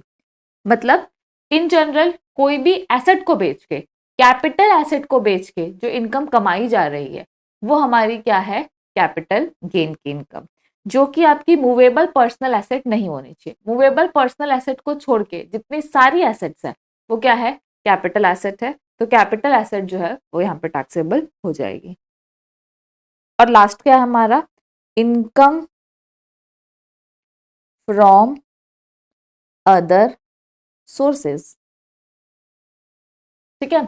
Income from other sources में कौन सा आएगा? जो ऊपर चारों में नहीं आया है वो किस में आएगा? पांचवे में आएगा। तो इसका जो शॉर्ट फॉर्म है वो क्या है? IFOS, income from other sources. ठीक है, तो income from salary, income from house property, income PGBP, capital gain, और लास्ट वाला है हमारा इनकम फ्रॉम अदर सोर्सेस। ठीक है, जब आप इन पांचों हेड को टोटल कर लेते हो तो आपका आता है क्या बेटा? Gross total income. क्या आता है आपका? Gross total income. ठीक है, उसमें से हम क्या करते हैं? माइनस करते हैं deduction under chapter 6A। Deduction under chapter 6A, deduction under chapter 6 से माइनस करने के बाद हमारा क्या आ जाता है? Total income.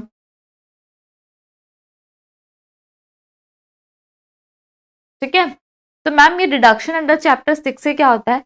तो बेसिकली जो आप अपनी टैक्स प्लानिंग करते हैं कि मैं लाइफ इंश्योरेंस ले लेता हूं, मैं ट्यूशन फीस भर देता हूं, मैं PF में पैसा जमा कर देता हूं, तो ये सरकार ने ऑलरेडी कुछ कुछ आपको मीन्स दिए गए हैं जिन जिन इन्वेस्टमेंट को सरकार प्रमोट करना चाहती है उसको दे देती है डिडक्शन में, कि आप पैसा पेमेंट करो तो आपको डिडक्शन मिल जाएगी। ठीक है, एक तो वो आपके लिए इन्वेस्टमेंट है, और सरकार के लिए ऐसा है कि वो उन पॉलिसीज को क्या करना चाहती है? प्रमोट करना चाहती है, ताकि हमारे जो देश की इकोनॉमी है वो अच्छे से चलते रहे। ठीक है, तो डिडक्शंस के कुछ पॉइंट्स हैं, बहुत सारे पॉइंट्स हैं डिडक्शन के अंदर। जो है सेक्शन है, बेसिकली पूरा चैप्टर जो है वो कहां से कहां तक रेंज करता है? तो वो रेंज करता है सेक्शन 80C से लेके 80U तक।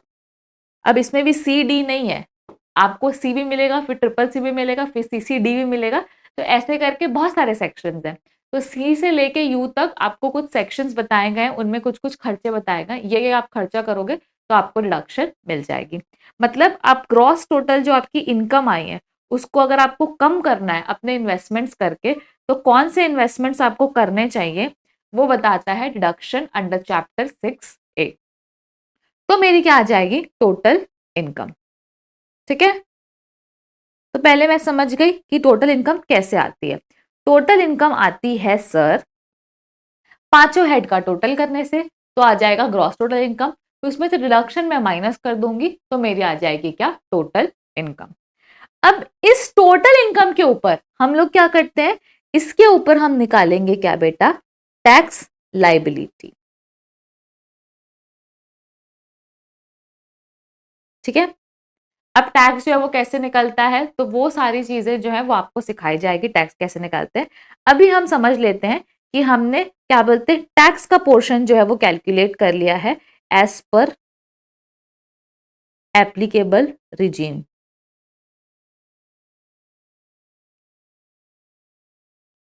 जो हमारी रिजीम एप्लीकेबल है उसके हिसाब से हमने टैक्स कैलकुलेट कर लिया है। ठीक है, उसके बाद अगर हमको कोई टैक्स में कोई डिस्काउंट चाहिए, कोई रिलीफ चाहिए अंडर सेक्शन 89, तो वो हम माइनस कर देंगे। प्लस टैक्स के ऊपर एक चीज और लगती है जिसको बोलते हैं सरचार्ज। ठीक है, आपकी इनकम एक सर्टेन लिमिट से ऊपर जाती है तो आपको क्या देना पड़ेगा? सरचार्ज देना पड़ेगा। Plus health and education cess, ठीक है, at the rate of 4% mandatory, ये भी जो है वो आपको देना पड़ेगा। तो जो भी आपका टैक्स है वो आ जाएगा, उसमें से अगर रिलीफ होगी इफ एप्लीकेबल तो माइनस कर देंगे, फिर सरचार्ज होगा तो वो भी अपन ऐड कर देंगे, हेल्थ एंड एजुकेशन सेस होगा तो वो भी अपन ऐड कर देंगे। ठीक है, तो ये हमारा क्या आ जाएगा? Total tax liability. मैम क्या इतना ही इजी है? जी हाँ दोस्तों, बस इतना ही इजी है। तो यहाँ पे आपका क्या आ गया? Total tax liability. तो यहाँ पर आप क्या आ गया? Tax liability, tax as per applicable regime जो भी हो रही है वो, माइनस रिलीफ अंडर सेक्शन 89 जो भी है वो, सरचार्ज आपका हो गया है वो, हेल्थ एंड एजुकेशन सेस जो है वो आ गया। ठीक है, तो यहाँ पे आपका आ जाएगा क्या? Tax liability. अब अगर आपने फॉर एग्जाम्पल मान लो एडवांस टैक्स पे किया है तो यहाँ पे आप माइनस कर दोगे।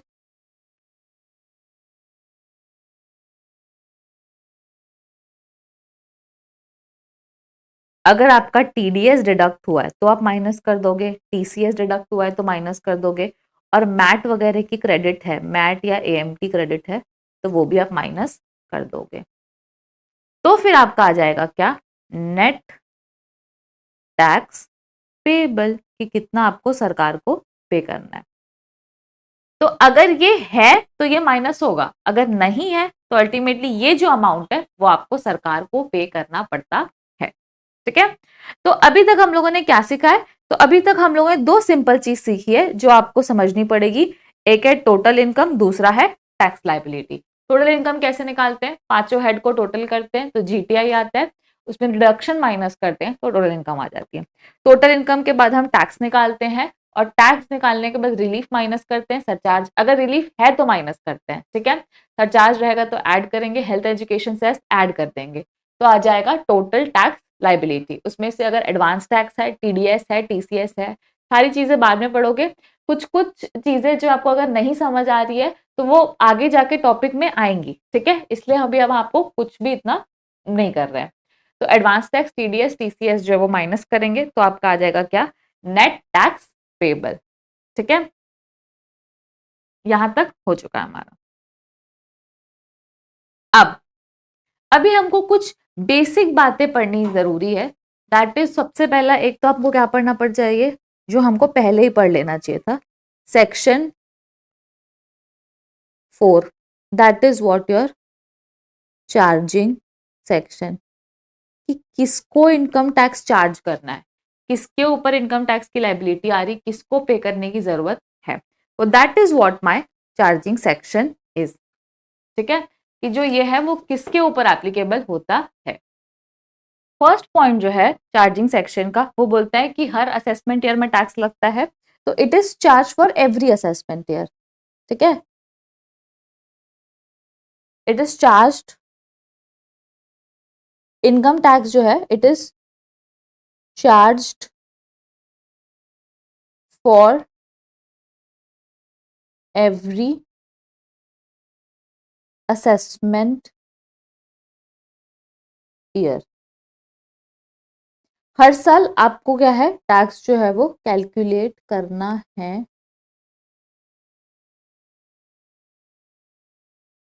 Every assessment year.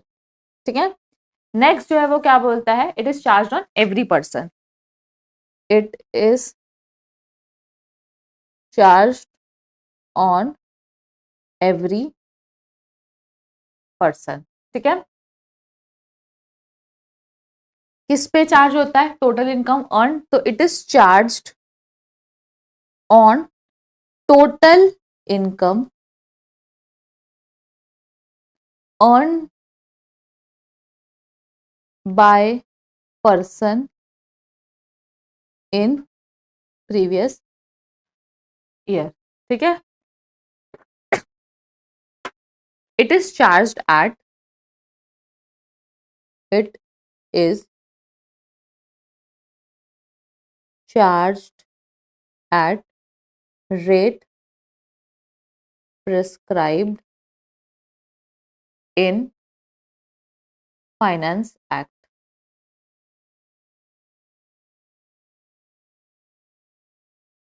ठीक है, फाइनेंस एक्ट में जो रेट प्रिस्क्राइब्ड है उसके हिसाब से क्या होता है, चार्ज होता है।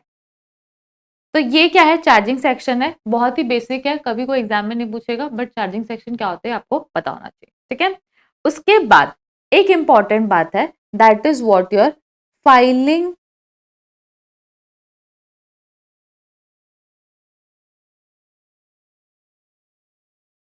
Filing of income tax return.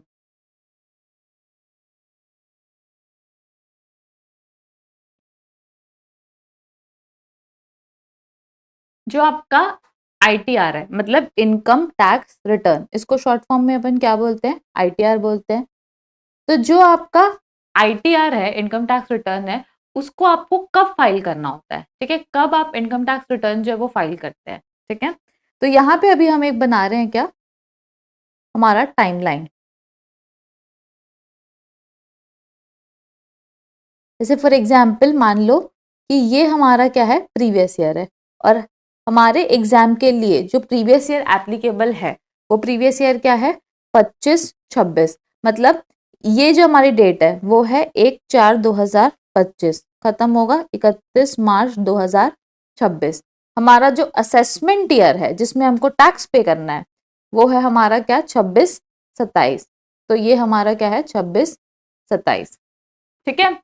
अब तो जो हमारी ऑब्वियस सी बात है, जो हमने इनकम अर्न की है प्रीवियस ईयर में, ग्रीन वाला पोर्शन, वो हमको टैक्स पे करना है असेसमेंट ईयर में। तो हमारी 3 ड्यू डेट है। एक है हमारी क्या, 31 जुलाई 2026। एक है हमारी 31 अक्टूबर 2026। और एक है हमारी 30 नवंबर 2026। ठीक है। तो हमारी 3 ड्यू डेट है, और जो तीनों ड्यू डेट है वो अलग अलग लोगों के लिए है। ठीक है। तो फर्स्ट जो ड्यू डेट हमारी है यहां से लेके यहां तक की, मतलब अप्रैल से लेके जुलाई तक, तो अप्रैल मई जून जुलाई, जहां पर आपको 4 महीने का टाइम मिला हुआ है। ठीक है। फिर अप्रैल से लेके अक्टूबर तक, तो अप्रैल मई जून जुलाई अगस्त सितंबर अक्टूबर, जहां पे आपको 7 मंथ्स का टाइम मिला है टोटल में। और आखिरी वाला जो है 30 नवंबर, तो अक्टूबर के बाद नवंबर, तो यहाँ पर आपको हो गया कितने का, 8 महीने का टाइम मिला हुआ है। ठीक है। वो जो 4 महीने वाला है यहाँ, ये किन के लिए है, तो ये आपका है बेटा नॉन ऑडिटेड असेसी, कि जिनकी ऑडिट नहीं होती है, जैसे कि आपके और मेरे जैसे लोग, उनके लिए क्या है, 31 जुलाई। ठीक है। अब जिनकी ऑडिट होती है तो उनके लिए क्या है, तो पहली बात तो ये कौन किसके लिए है, तो ये बेटा एक तो कंपनी के लिए है। दूसरा ये है ऑडिटेड असेसी, मतलब जिनकी ऑडिट हो रही है, ऑडिटेड असेसी। अगर कंपनी की ऑडिट नहीं भी हो रही तो वो सेकंड वाले में आएगा। और तीसरा है आपका partners of audited firm, partners of audited firm, तो वो यहां पर आ जाएगा। ठीक है। उसके बाद अपन बात करते हैं किसकी, 30 नवंबर वाले की। तो ये किसके लिए है, ट्रांसफर प्राइसिंग वालों के लिए। ट्रांसफर प्राइसिंग की जो असेसी है उनके लिए हमारी ड्यू डेट क्या है, 30 नवंबर। ठीक है। तो ये जो है वो बहुत इंपॉर्टेंट है, और वो आपको याद रखना है कि 31 जुलाई किसके लिए है, नॉन ऑडिटेड, जिनकी ऑडिट नहीं हो रही है। ऑडिट का मतलब होता है चेकिंग ऑफ अकाउंट्स, जहाँ पे सीए जो है वो साइन करता है। बाकी सारी चीजें ऑडिट के बारे में आपको डिटेल में ऑडिट में पढ़ाया जाएगा, और ऑडिट की ड्यू डेट वगैरह जो वो आगे आएगी। वो जो 31 जुलाई है वो सिंपल लोगों के लिए है, that is non audited assessee के लिए है। फिर 31 अक्टूबर ऑडिटेड असेसी के लिए है, कंपनी के लिए है, और पार्टनर्स ऑफ ऑडिटेड फर्म के लिए है। इसका हम लोगों ने शॉर्ट फॉर्म जो रखा है वो रखा है कैप, CAP। ठीक है। कैप जो है वो 31 अक्टूबर वालों के लिए कैप है, और 30 नवंबर जो है वो ट्रांसफर प्राइसिंग असेसी के लिए। This is what your filing of income tax return due date, कि उनकी ड्यू डेट जो है वो क्या है। मतलब आईटीआर आपको साल में एक बार फाइल करना है, तो आपको कब फाइल करना है। ठीक है। ये हो गया आपका। यहां तक जो है वो आपका बेसिक कंटेंट जो है वो मैंने आपको पढ़ा दिया है। ठीक है। उसके बाद अभी आ जाते हमारे नोट्स के ऊपर।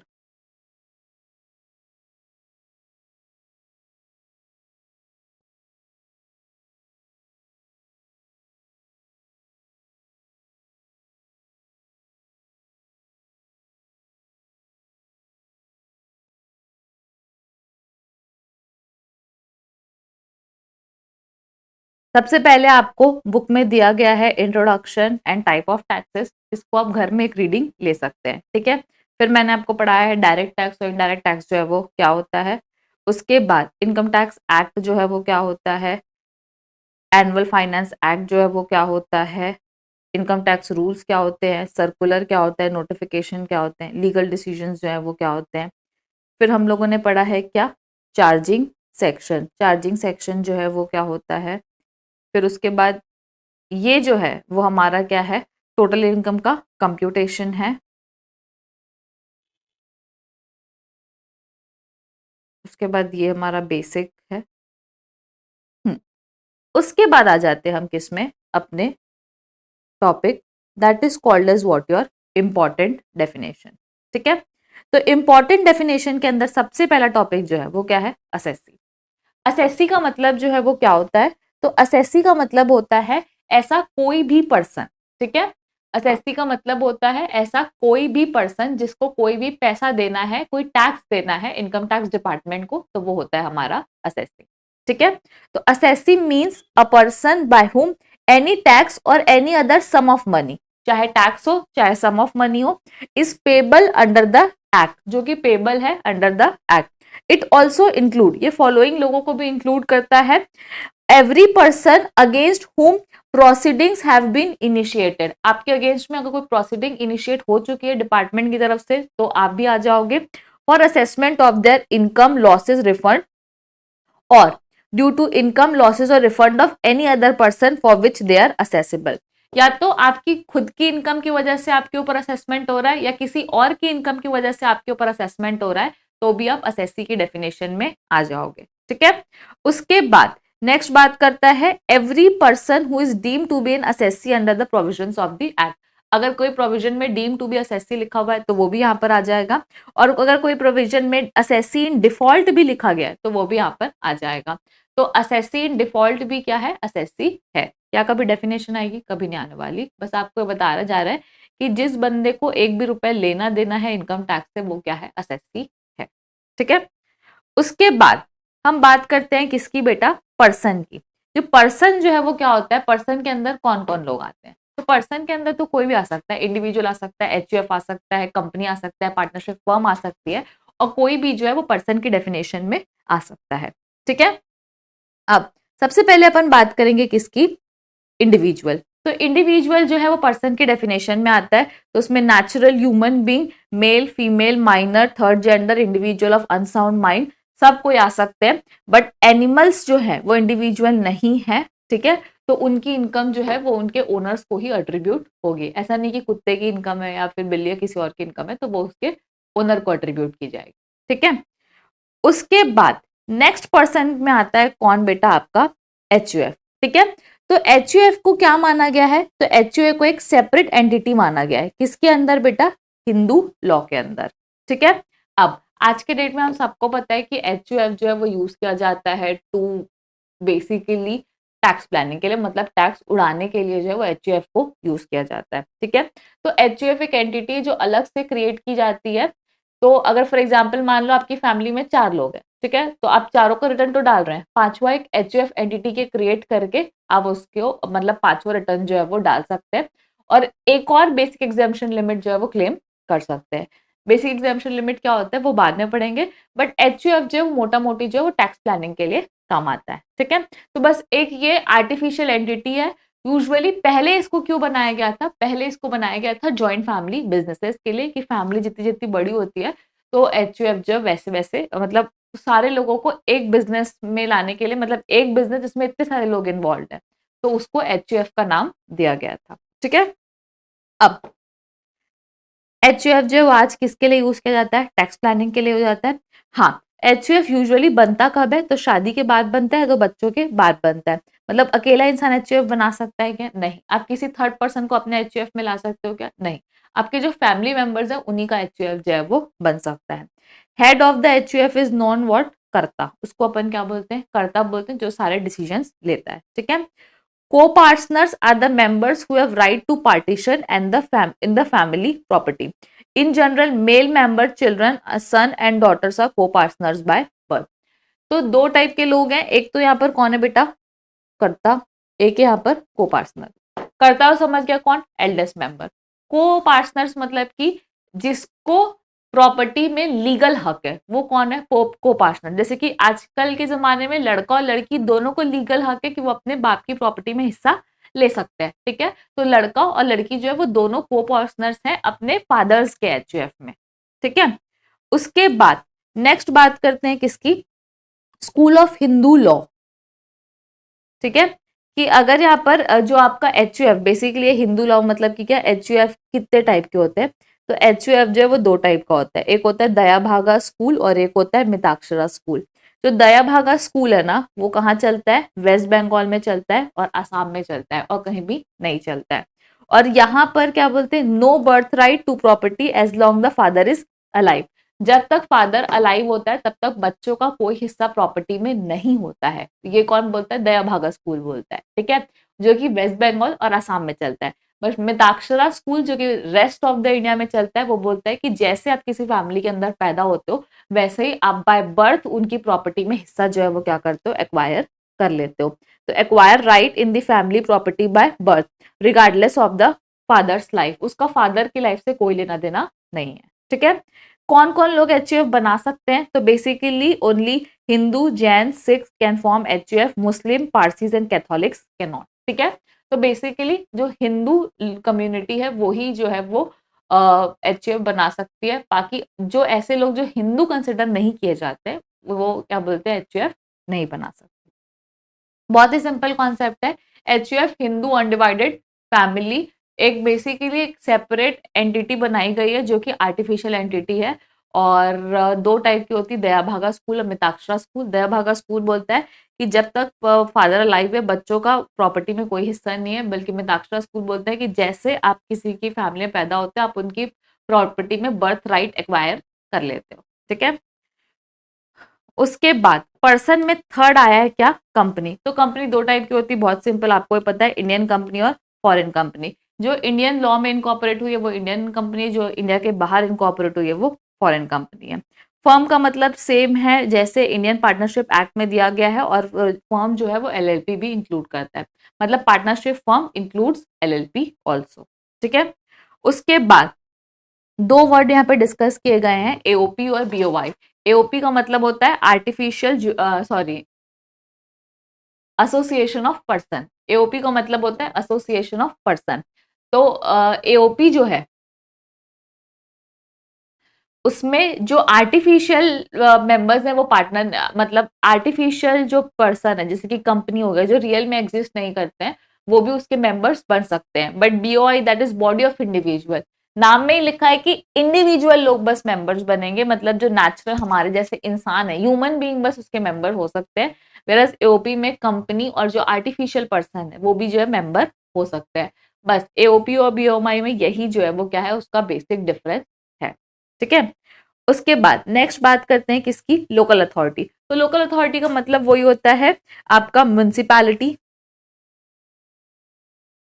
Municipal committee, district board and trusted bye the government with control management of municipal और लोकल फंड। तो बेसिकली जो भी आपके म्युनिसिपल कॉर्पोरेशन है, पंचायत है, वो सारी चीजें किसमें आ जाएगी, लोकल अथॉरिटी में। फिर है artificial juridical person, that is your residual category. जो बचे हुए लोग हैं वो किस में आ जाएंगे, आर्टिफिशियल जुरिडिकल पर्सन में आ जाएंगे, ठीक है। उसके बाद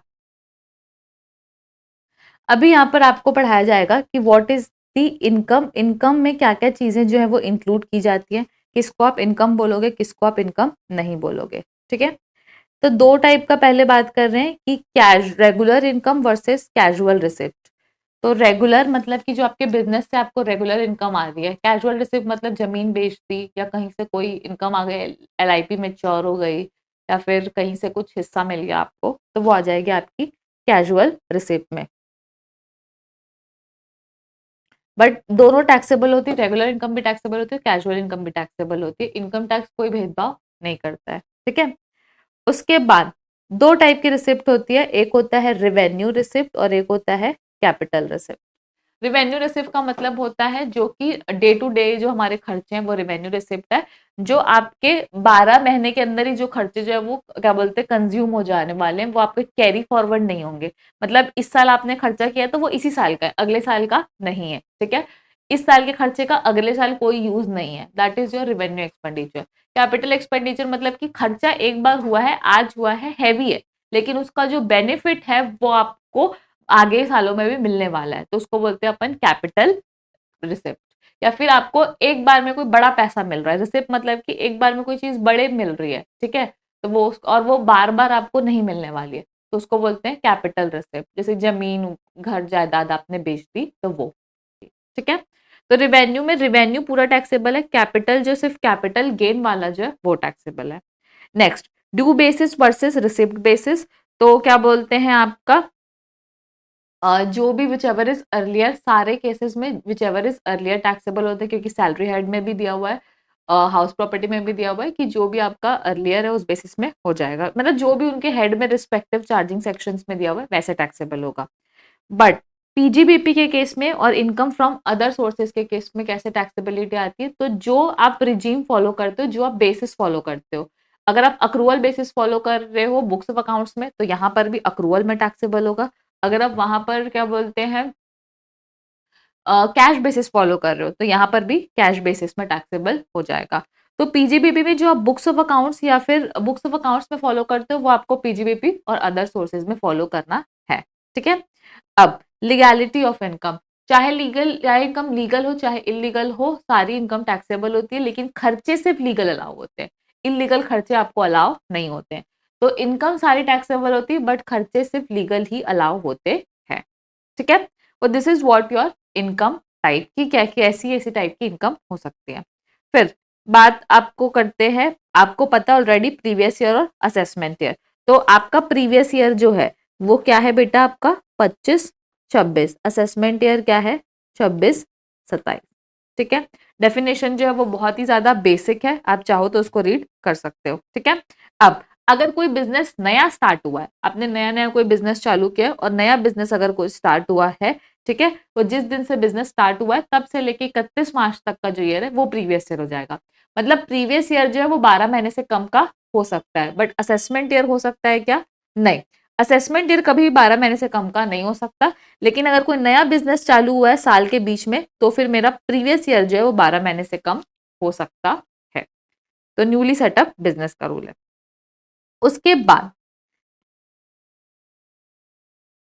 एक इंपॉर्टेंट एक्सेप्शन दिया हुआ है, और वो जो एक्सेप्शन है वो बात करता है किसकी बेटा, प्रीवियस ईयर रूल की। जो प्रीवियस ईयर रूल है वो क्या बोलता है, प्रीवियस ईयर रूल बोलता है कि जो आपने इनकम प्रीवियस ईयर में कमाई है उसमें आपको असेसमेंट ईयर में टैक्स पे करना है। जो आप प्रीवियस ईयर में कमा रहे हो उसको आपको असेसमेंट ईयर में टैक्स पे करना है, जरूरी है, ठीक है। बट कुछ केसेस में आपको प्रीवियस ईयर में कमा के प्रीवियस ईयर में ही भरना है, आपको असेसमेंट ईयर तक का टाइम नहीं दिया जा रहा है। क्यों? क्योंकि सरकार को लगता है कि आप भाग जाओगे, आप कहीं चले जाओगे, सरकार का रिवेन्यू मिस हो जाएगा। तो इसलिए सरकार ये इंश्योर करने के लिए कि उसका टैक्स पूरा मिस नहीं हो रहा है, उसको टैक्स पूरा मिल रहा है, तो उस केस में क्या कर रही है सरकार आपको, तो उस केसेस में सरकार जो है वो आपको बोल रही है कि आपको प्रीवियस ईयर की इनकम पे प्रीवियस ईयर पे ही टैक्स देना है, ठीक है। अब सबसे पहले क्या बात करता है, shipping business of non resident, ठीक है। तो नॉन रेसिडेंट का क्या है, शिपिंग बिजनेस। अगर नॉन रेसिडेंट के पास क्या है बेटा, शिपिंग बिजनेस है,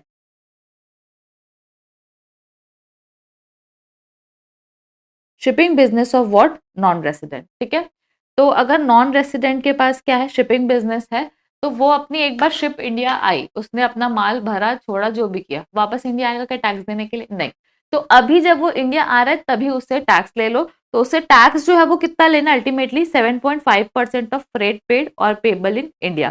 तो ये जो है वो उसकी क्या है, सॉरी डीम्ड इनकम है, उसकी इनकम जो है वो कितनी है, 7.5% of freight payable in India.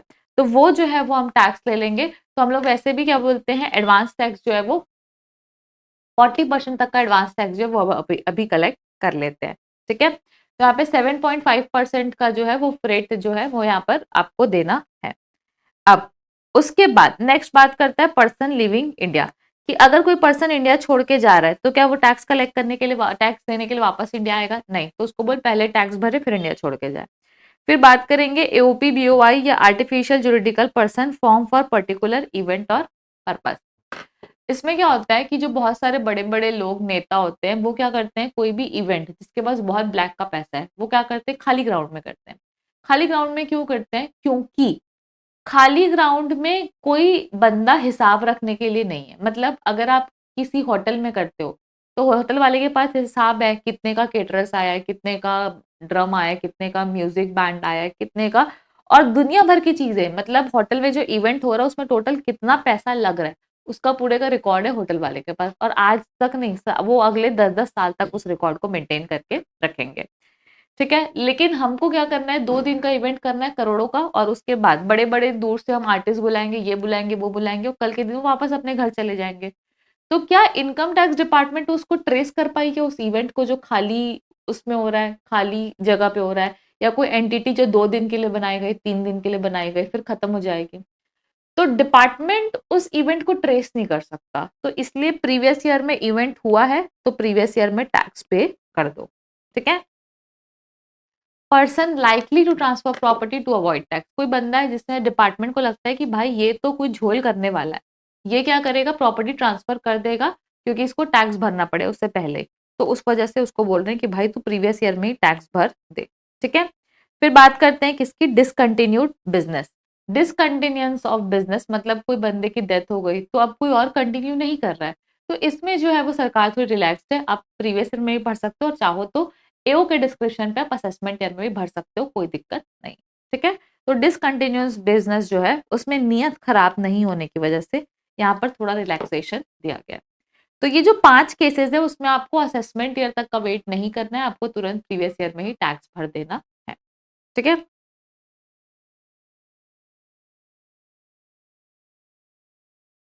उसके बाद एक यहाँ पर टॉपिक दिया हुआ है जिसका नाम क्या है, एग्रीकल्चर इनकम।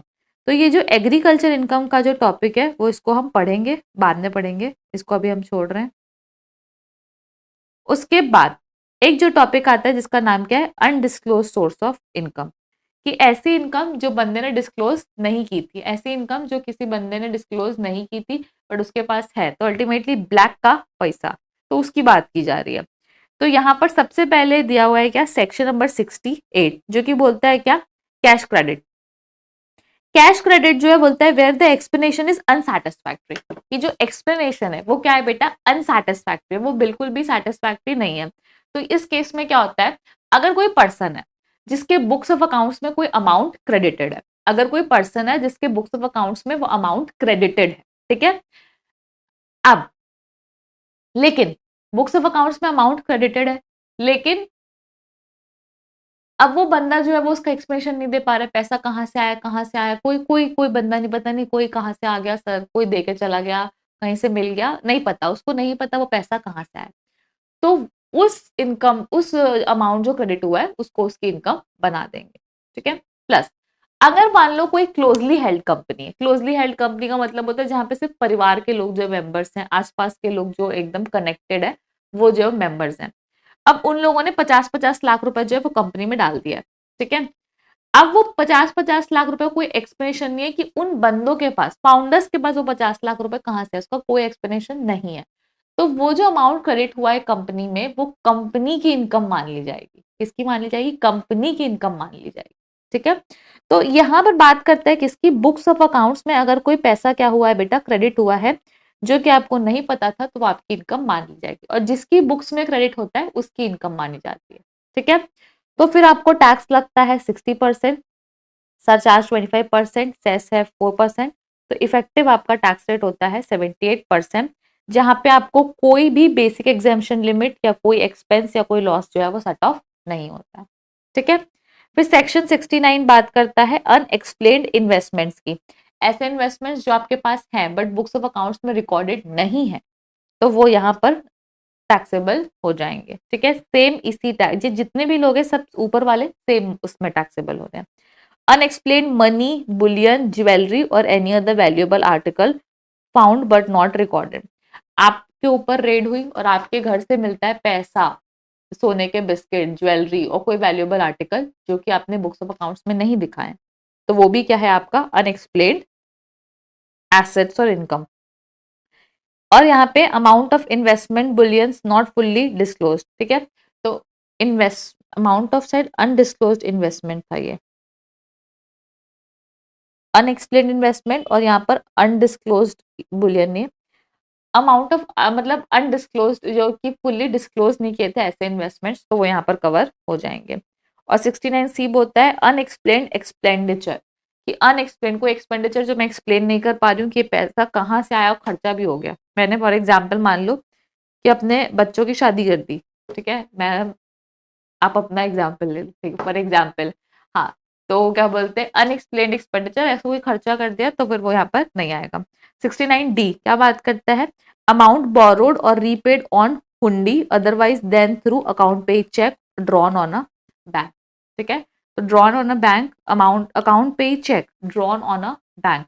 तो पहले के ज़माने में क्या होता था कि हुंडी के थ्रू ट्रांज़ैक्शंस होते थे, बहुत ऑथराइज़्ड ट्रांज़ैक्शंस जो है वो नहीं होते थे।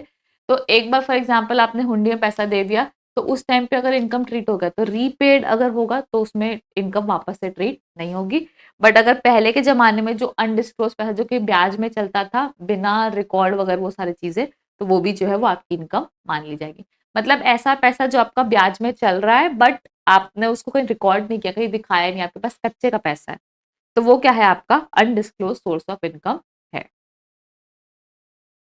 ठीक है, तो यहाँ पर जो है हमारे इनकम टैक्स का बेसिक्स जो है वो खत्म होता है।